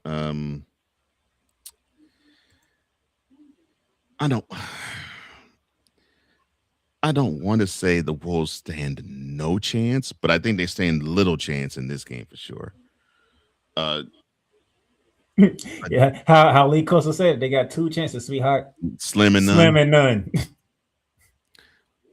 That's very good. That's very good analysis, because that's how I feel. I think those are the 2 chances in the series that the Wolves have, and tonight, Slim has left the building. They ain't got no chance to win this game. And if I'll be shocked if I wake up tomorrow morning and I see an upset in this game. It has to be something. It has to be something similar. And I'm not wishing this, praying for it, or prognosticating it. It would have to be similar to if Wembanyama is out early in the game due to a concussion. That's the only way I can see the Wolves winning. He's talking about game 2 between them and Portland. Right. That's the only way I can see. The only game Portland won. The only game Portland won. That's the only way I can see that happening. Outside of that, nope. This is all Spurs in this one. That's tonight. Tomorrow, the other 2 series kick off. 7 p.m. NBC Sports Network in Peacock. The Detroit Pistons hosting the Cleveland Cavaliers. Both teams won Game 7s at home, and now they meet 2 days later. Mr. Johnson. I could actually see the Cavaliers stealing Game 1. And the reason why I say that is the Pistons are not the greatest team at home. They seem to play better on the road for some reason. And yes, I know in this last series they did win games 2, 5, and 7 at home, but they seem to relish being road warriors a little better. I don't know why. They just seem to. And I think if the Cavaliers do get Game 1, this would be a really good boost for them. This is not a slight against the Pistons. I think they're a wonderful team. I just believe that, and yes, I know the Cavaliers struggled too because they had to do a 7-game series, 7-game series themselves in the previous round. Difference being, the Cavaliers played a true to form 7-game series where the home team won every game. The Pistons had to emotionally come from out the depths and get to where they are. So I can see a little lull from the Pistons, and I can see the Cavs taking it. And it would have to basically be on the shoulders of Donovan Mitchell and, yes, James Harden. But Jared Allen, swat everything that's coming in the paint. Give me the Pistons. Give me the Pistons. Now, does this mean I see the Cavaliers winning the series? No. I don't but trust I can see for a series, I don't trust them at all. But in this game, I don't know if I emotionally trust the Pistons. I think that's the problem I have. I'm taking the Pistons. And you wouldn't be wrong in doing that, actually. Do y'all really want us to talk about this other game for Game 1? Thunder got this game. Blindfold them. And yes, the Thunder actually is the #1 seed. Blindfold the Thunder. Blindfold the Thunder. And they would not know where the Lakers are. They still win this game. I was doing so much I forgot to change that. No, I understand that. You blindfold all the Thunder. Have them not know where any of the Lakers are. Have them not even know where the court is, and they still will beat the Lakers. Oh, Lord. That's 15.5 even with Austin Reeves back. That's scary to think. That's scary to think. They're almost full strength.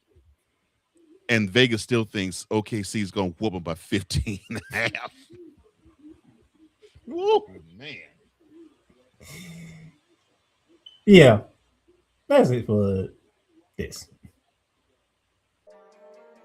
Cool McCain. You thought you wanted to go through against Chad Gable, but you didn't. And I'm going to tell you why. Chad Gable would take everything that Gunther's done and bury it. The Playmaker. It was on site. AJ Styles walked out there, seen LA Knight. Oh, okay, then LA Knight hopped out the car. Let's go.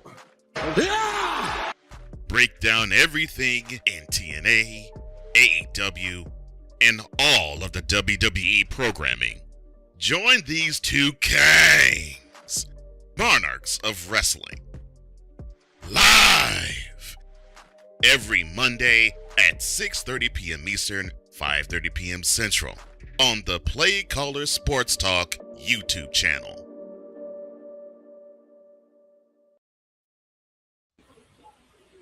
All right, welcome back. We have one more thing to do, Mr. Johnson, and unfortunately, we will not be having a guest today. Oh, I'm sorry. Kind of want to get some more ladies on the show, you know. That's what I'm trying to get some more ladies on the show. That was I guessed wrong, and I was gonna guess another one, but you said new. So it's like, no, it's not gonna be her. I'm like, okay. Nah, I'm like, yeah. Trying to get some more ladies involved, you know, because there's a lot of ladies out here that can talk basketball. Yeah, there's been a lot of ladies that could talk basketball, and not just women's basketball either. But yeah, if I can get some more ladies to talk basketball, yeah, I feel good. Right. But unfortunately, the last thing to do is season 30 of the WNBA. Congratulations, ladies. Wonderful achievement. You got this far. Season 30. And ESPN, they did a top 50 list of players, but we only going to do the top 10. So, Mr. Johnson, top 10 for ESPN. All right. Well, so ESPN, they say their top 10 players are the following. At number 10 is Caitlin Clark. At number 9 is Kelsey Plum. And number 8 is Paige Beckers. At number 7 is Alicia Gray. At number 6 is Sabrina Ionescu. And prayers out to you, hun. I'm sorry. I'm sorry of what happened to you. I hope you can heal and get back soon. At number 5 is Jackie Young. And number 4 is Breanna Stewart. Number 3 is Nafisa Collier. And number 2 is Alyssa Thomas. And number 1 is Asia Wilson, the best women's basketball player on the court and one of the best basketball players, men or women, that's going in the game today. I've seen some people have issues with Miss Alyssa Thomas being at number 2 and Nafisa Collier at number 3. I have seen people, one in particular that we both know, had an issue with the fact that Caitlin Clark cracked top 10. I don't have to ask who had issue with that. I think you know who. The question I have to ask is, why did he have an issue? Oh, you should go back and see his video then. I will. He didn't like Caitlin Clark being at number 10. I know he did. So you know who I'm talking about. I know exactly who you're talking about. That's gonna be entertaining. Oh man. So they did a whole 50. I ain't want to do 50. That's like the fact that somebody took the time to list 50 players in order that's dedication right now. I have way too much. Well, it also ESPN, so they have a whole bunch of people working. So, but that's their top 10. We did top 5. So, Mr. Johnson, you are up first. Okay. Here's your list. All right. So my list is at number 5 is Jackie Young, who and I love the fact that she basically has committed herself to be the Robin to Asia Wilson's Batman. Over in Vegas. Number 4 is Breanna Stewart. Of course, she blesses Playmaker's heart, being the Liberty's number 1 player. Alyssa Thomas I have at number 3. And if things go well with the Dream, I think that will be wonderful for them. Seeing her, Mercury. I'm sorry. Thank you, Mercury. I think things will be wonderful for them. They'll blossom into being the powers that I think they want to be. Number 2 is Nafisa Collier. The only issue I have with her would be is she going to be so locked in with labor that and I don't mean pregnancy. I mean being one of the figureheads of the labor union that she can't boogie on the court. But I don't think that would be an issue. And then at number 1, there ain't no player there ain't no woman player on the planet today that can lace Asia Wilson's shoes. Not a one. She is the woman right now. There is no better player than her. So Asia Wilson 1, Nafisa Collier 2, Alyssa Thomas 3, Breanna Stewart 4, and then Jackie Young 5. And thank you for that, bro. Oh, I told you I was going in. So that is Cole Johnson's top 5. What is Playmaker's top 5? Well, you finna find out right now.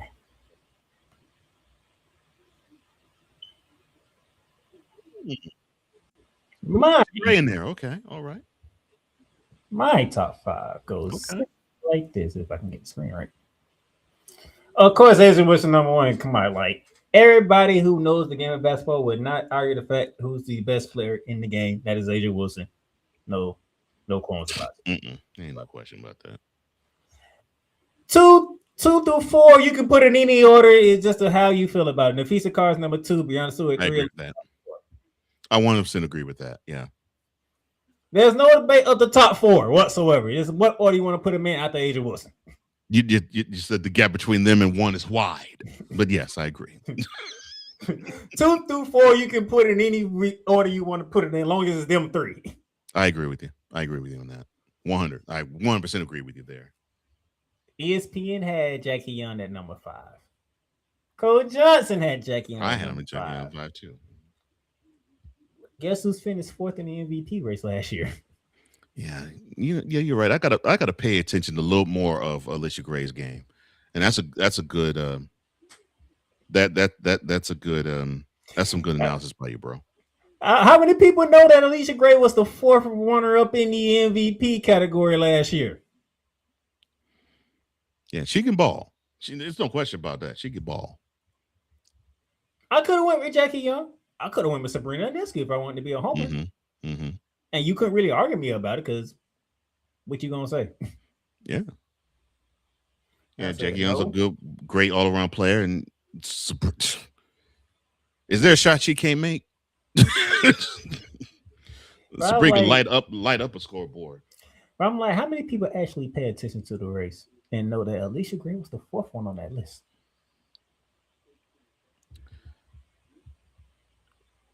Well, in all fairness, we were basically focused on it was going to be in Nafisa Collier or A'ja Wilson. Exactly.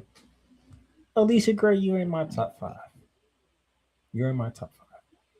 I'm gonna show you some love. You deserve some love. I'm gonna give it to you. You're in my top 5. I agree. She does deserve some love. I ain't sorry I showed you, but you do deserve some love. I know you ain't sorry.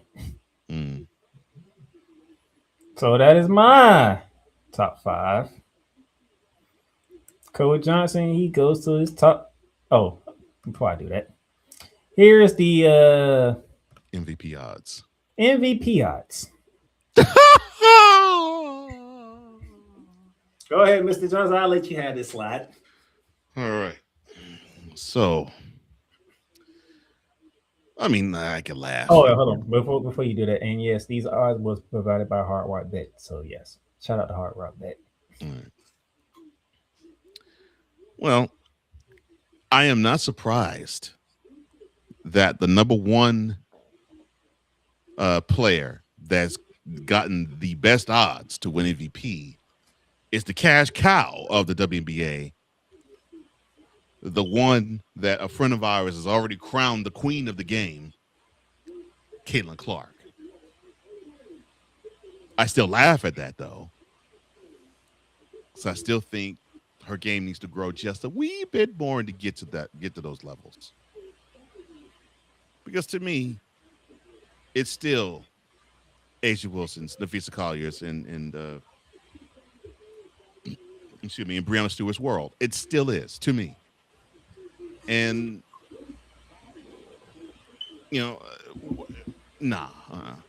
I find it hilarious, but I get why. I get why Caitlin Clark has the best odds to win this year's MVP, but I still find it hilarious.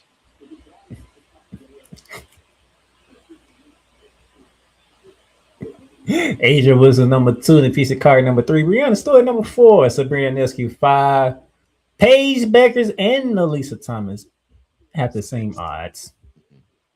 And then who is rounding out the 8th? Alicia Gray. Notice you didn't see Jackie on there though. I'm just throwing that out there. I noticed that. Yeah. Well, yeah, I knew. I said as soon as he see this slide, I already know he gonna laugh and start. I was like, I'm not going to give it to him. I already knew it. And I'm it not, was, but and but if I'm a not sudden surprised. somebody come back and watch this video, I already know I'm getting a message from him. Mm-hmm. But I'm not surprised. I was not surprised at all. I was like, oh, this is hilarious. Don't worry, I got a message for Indiana fans coming up in a bit. But yeah, those are the MVP odds. Now we get to the teams. So, Mr. Johnson, your top 5 teams. All right, so I like what I saw from the Dream last year, and I think it's going to translate to this year. So I have them at 5. The Lynx, they had the best record last year, but I see them a little bit. Oh, they still have Miss Collier there. I still don't think the Lynx are going to be in the lofty position that they were last year. So no. Number 3, the Mercury, they're building something special. I think they have what it takes to be in the WNBA finals again. So I want to see how they can gel in year number 2 with the nucleus that they have now. New York Liberty, former champs, they're just loaded with talent, and they are exciting. They probably are one of the more exciting teams to watch. But come on, who gonna touch the Aces? When you got a Batman and Agent Wilson, a Robin and Jackie Young, who is going to touch them right now?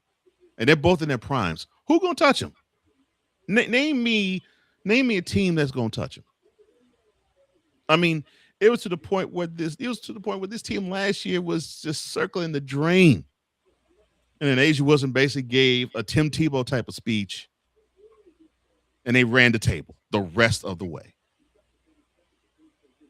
So yeah, that's my 5. The Aces, Liberty, Mercury, Lynx, and Dream. The only team that can touch them, Mr. is your number 2 team, as long as they don't get knocked out in the first round. Yeah, but I just think I put them there because if healthy, they are one of the best teams in the WNBA. If healthy. Here's mine. Number 1 and 2 is the same. Las Vegas Aces, New York Liberty. Number 3, the Atlanta Dream. Now, y'all not see the moves the Atlanta Dream made. They are coming. They are not trying to wait any longer. They are coming. Okay. Number 4, the Phoenix Mercury, the team that the Aces beat to win the championship. And number 5, the Indiana Fever. Now, let me tell you this now, Indiana Fever. And if our good brother's listening, I want him to hear me when I say this. Matter of fact, I'm going to do one of him. Give me this camera. Oh, Lord, not give it this camera. Indiana Fever fans, that includes my good brother. Y'all did me a favor this year. Y'all want the Indiana Fever to be that team? Shut up. Yeah. And let Stephanie Wright coach the team. Yes. Shut up. That's exactly what I want you to say. Amen to that. Shut up. Do not nitpick everything that happens this year with the Indiana Fever. Let Stephanie Wright do her job. She got you some help for Caitlin Clark. Guess what? You gonna bully Caitlin Clark? There's a person named by Raven Johnson that's gonna step in and say, "What's up with it?" Stephanie Wright is getting the players that she wants around her for her system and for Caitlin Clark that's going to bring a toughness to Indiana. That is what y'all missing. Y'all missing toughness. You got the shooting. You got Caitlin Clark. You got Sophia Cunningham. You brought back SLO. You got scoring because you brought back Kessie Mitchell. You need some toughness. Raven Johnson's going to bring some toughness. Not only bring some toughness, she's going to bring some playmaker ability that's going to help Caitlin Clark because she don't have to play make all the goddamn time. And that is what's going to help them. So, to not have Caitlin Clark be so much of the offense. So, Fever fans, shut up and let Stephanie Wright do her job. I'm liking you. The talent that y'all have is worthy to be on this list. That's why you're on my list. The roster that you got is the reason why you're on this list. Let the coach do her job. Simple as done. Let the coach do her job. Y'all have nothing to worry about. If you don't win the title, that's because you probably ran into the New York Liberty or the Las Vegas Aces at some point in time, and you don't have the horses to match them. They still don't. I was hesitant to put the New York Liberty at number 2 ahead of the Dream because we got a new coach. I don't know what his coaching style is going to be, but then we bring in Sawtooth South, and I'm like, well, damn. But that is a big difference. So, just do me that favor, of Liberty fan, of Fever fan. Shut up. Just shut up. That's all y'all got to do. Just shut up. And then the odds from Hard Rock Bet to win the championship, Mr. Johnson. So it looks like we have the Mercury at 7. We have the Sparks at 6. We have the Dream at 5. We have the Lynx at 4. The Fever at 3. The Aces at 2. And the team that Vegas thinks has the best odds to win the 2026 WNBA season, the New York Liberty. Oh, and that stink team that's 8th, don't pay attention to them. I knew you weren't going to like that. I knew it. I was like, I seen that said, oh, the Wings have the 8th best chance? So they on the top half of the group? Oh, Cole's going to hate this. The doggone Wings. Oh, and, Lord. And guess what? And if it comes true, it's your fault because you want them to have the number 1 pick again. That's not my fault.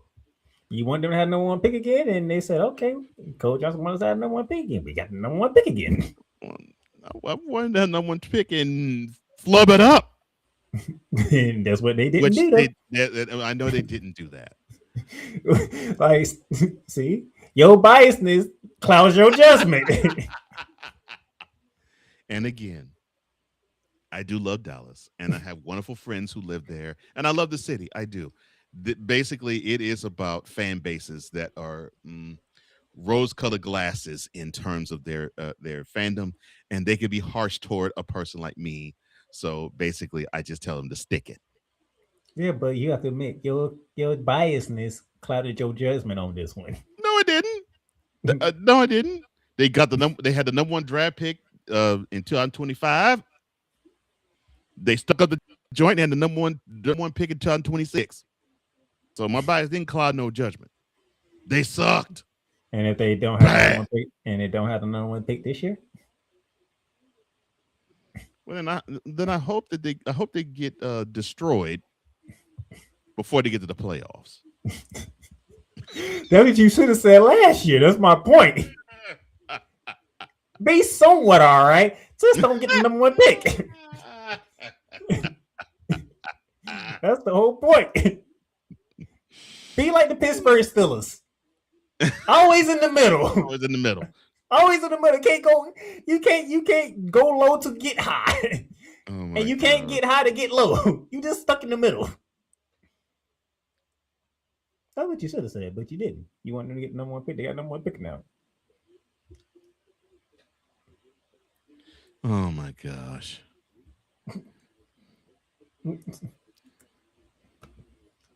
That's what you did. And the season begins on Friday, May 8th.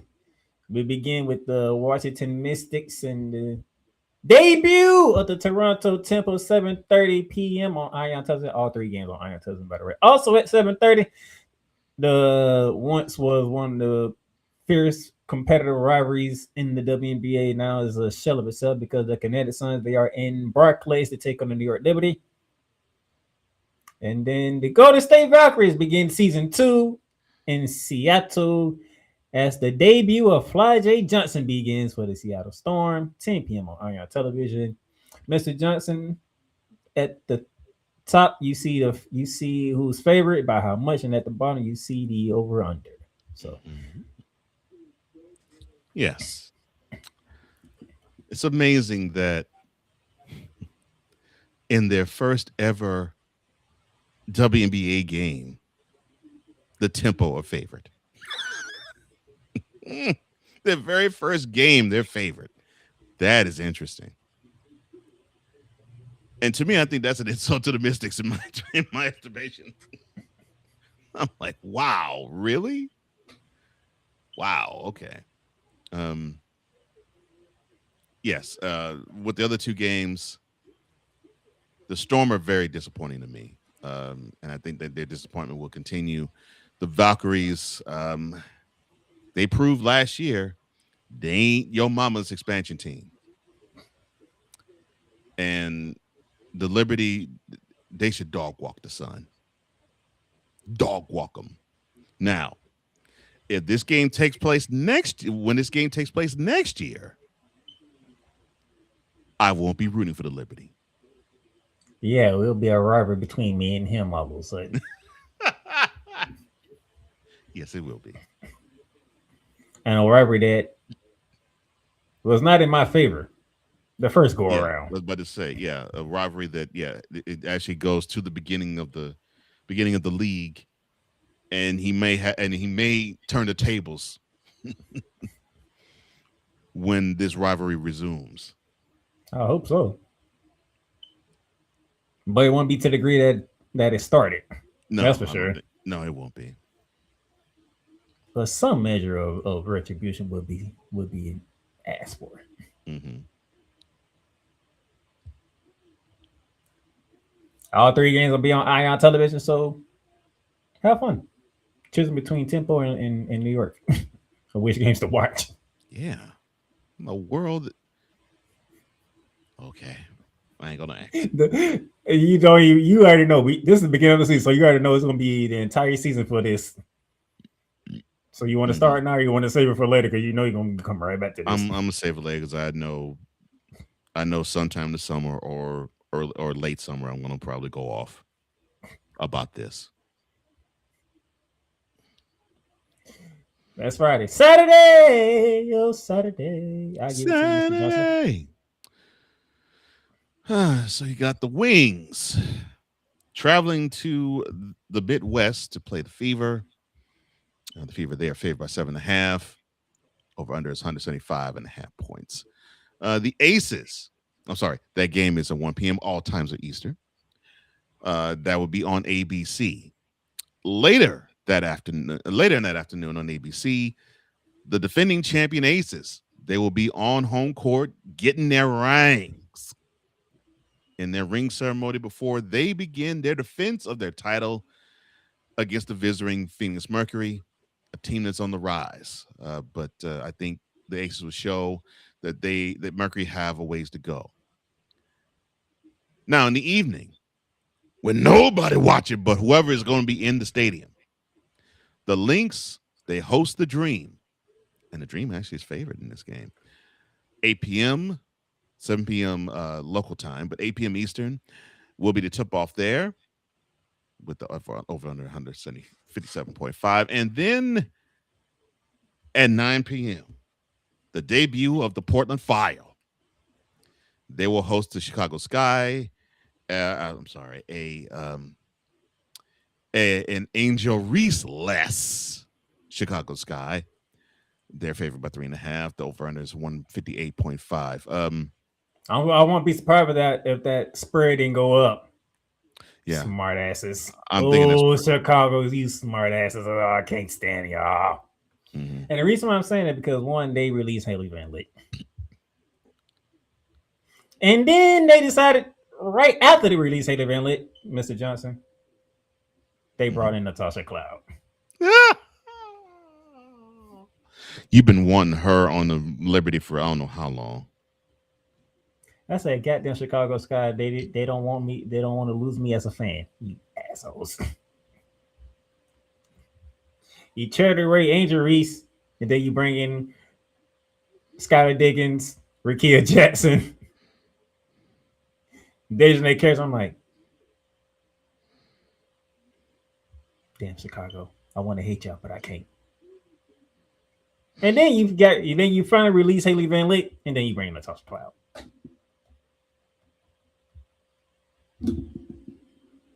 I guess somebody in that front office is like, well, we can't lose all our fans. We got to keep some of them. Mm-hmm. So you minus injuries and Haley Van Lith, and then you bring in Skylar Diggins, Dejanay Carrington, Rickea Jackson, and the Tulsa Cloud. Well, Scott, I figured they have to start somewhere. I gotta ask Snowman one of these days, why do Chicago teams have this love-hate relationship with their fan bases? Oh, I'm thinking it's the lovable losers aspect, I guess. But we all know one thing's for sure. Y'all compete with the LA Sparks for team baddies right now. Oh Lord. Because nobody's gonna question Skylar Diggins, Dejanay Carrington, Rickea Jackson, all on the same team.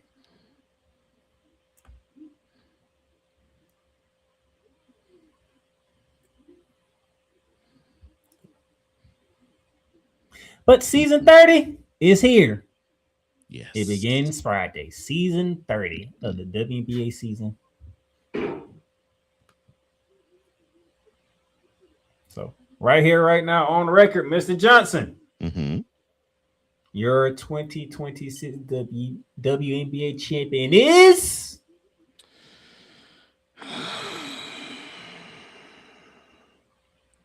Actually, I think it might be the Liberty. I think it might be the Liberty this year. He's picking the New York Liberty.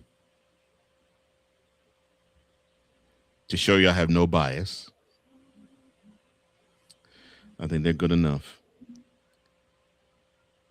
And I'm not so certain that the Aces can keep up their high level of play. I think last year they got scared into actually having to play not above their weight, but play to their level. If they do that same thing this year, I think they won't go that far.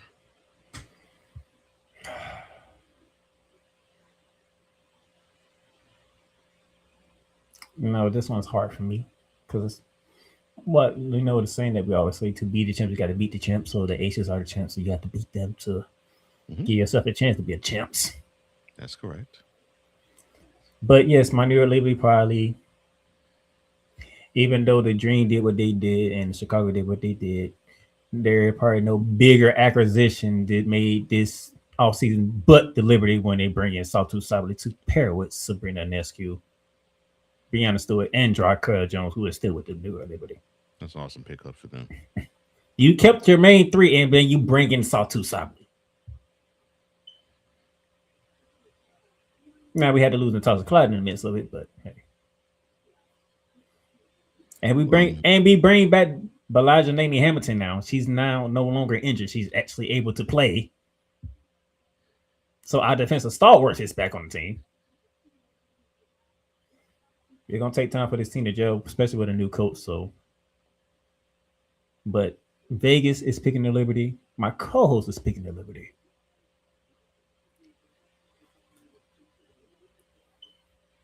I can't pick the Liberty. I can't do it. I can't do it. Interesting. I can't do it.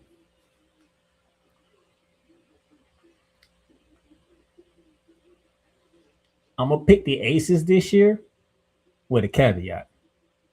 Okay, what's the but? The caveat is, if the Indiana people believe in Stephanie White's system, don't be surprised the Indiana Fever are in the WNBA Finals this year. And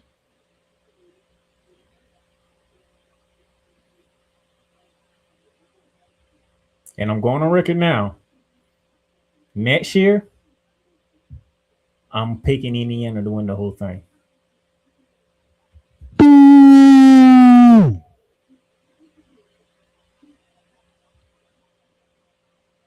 He's doing that because of the fan base, not because that's a stupid pick by me.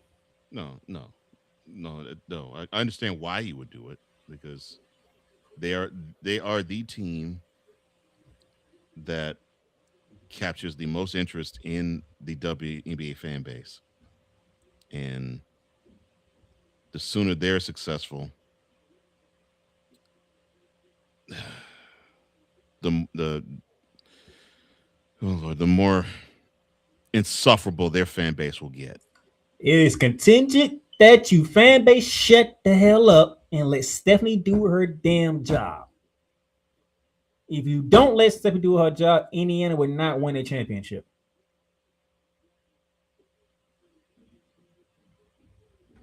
Shut up, let her do her job. I guarantee you within the next 2 to 3 years, y'all bring home a championship. They should. She is the coach. They should.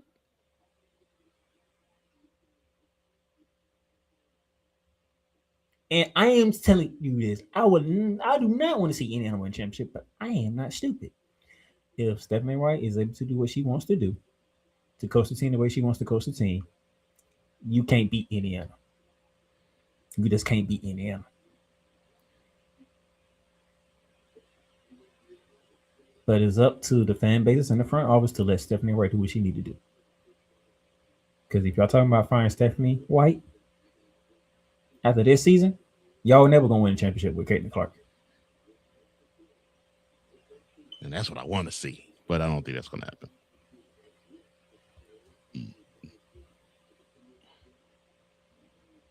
Because you're not gonna win the WNBA championship playing finesse. You got to play physical to win the championship.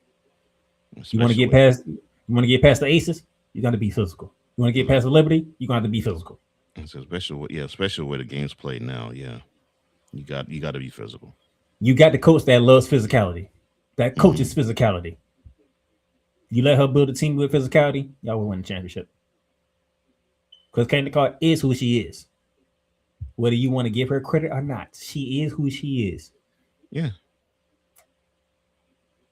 You gave her some protection now with Raven Johnson on that team.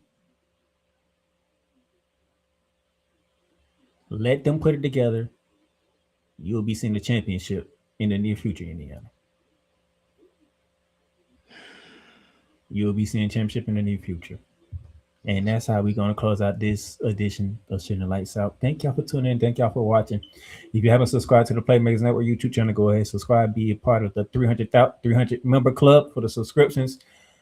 Also, you can hear the podcast version, Spotify, Apple Podcasts, Music, Amazon, Pandora. Yes, it's on Pandora too. iHeartRadio, everywhere you can listen to podcasts is at. For Cole Johnson, I ain't the Playmaker signing off. Y'all be easy. Y'all enjoy y'all Monday. And we'll see y'all later. Bye, Rockets. Enjoy the off season in Galveston. You've done good. You've done great. But you can't stop here. You can't stop now. You gotta keep going. Through all your trials and your tribulations, you gotta keep pushing. Now, finish your canvas. Yeah, gotta get it out the mud, that's the only way to win. Who am I to point the finger like I never ever seen? Been through the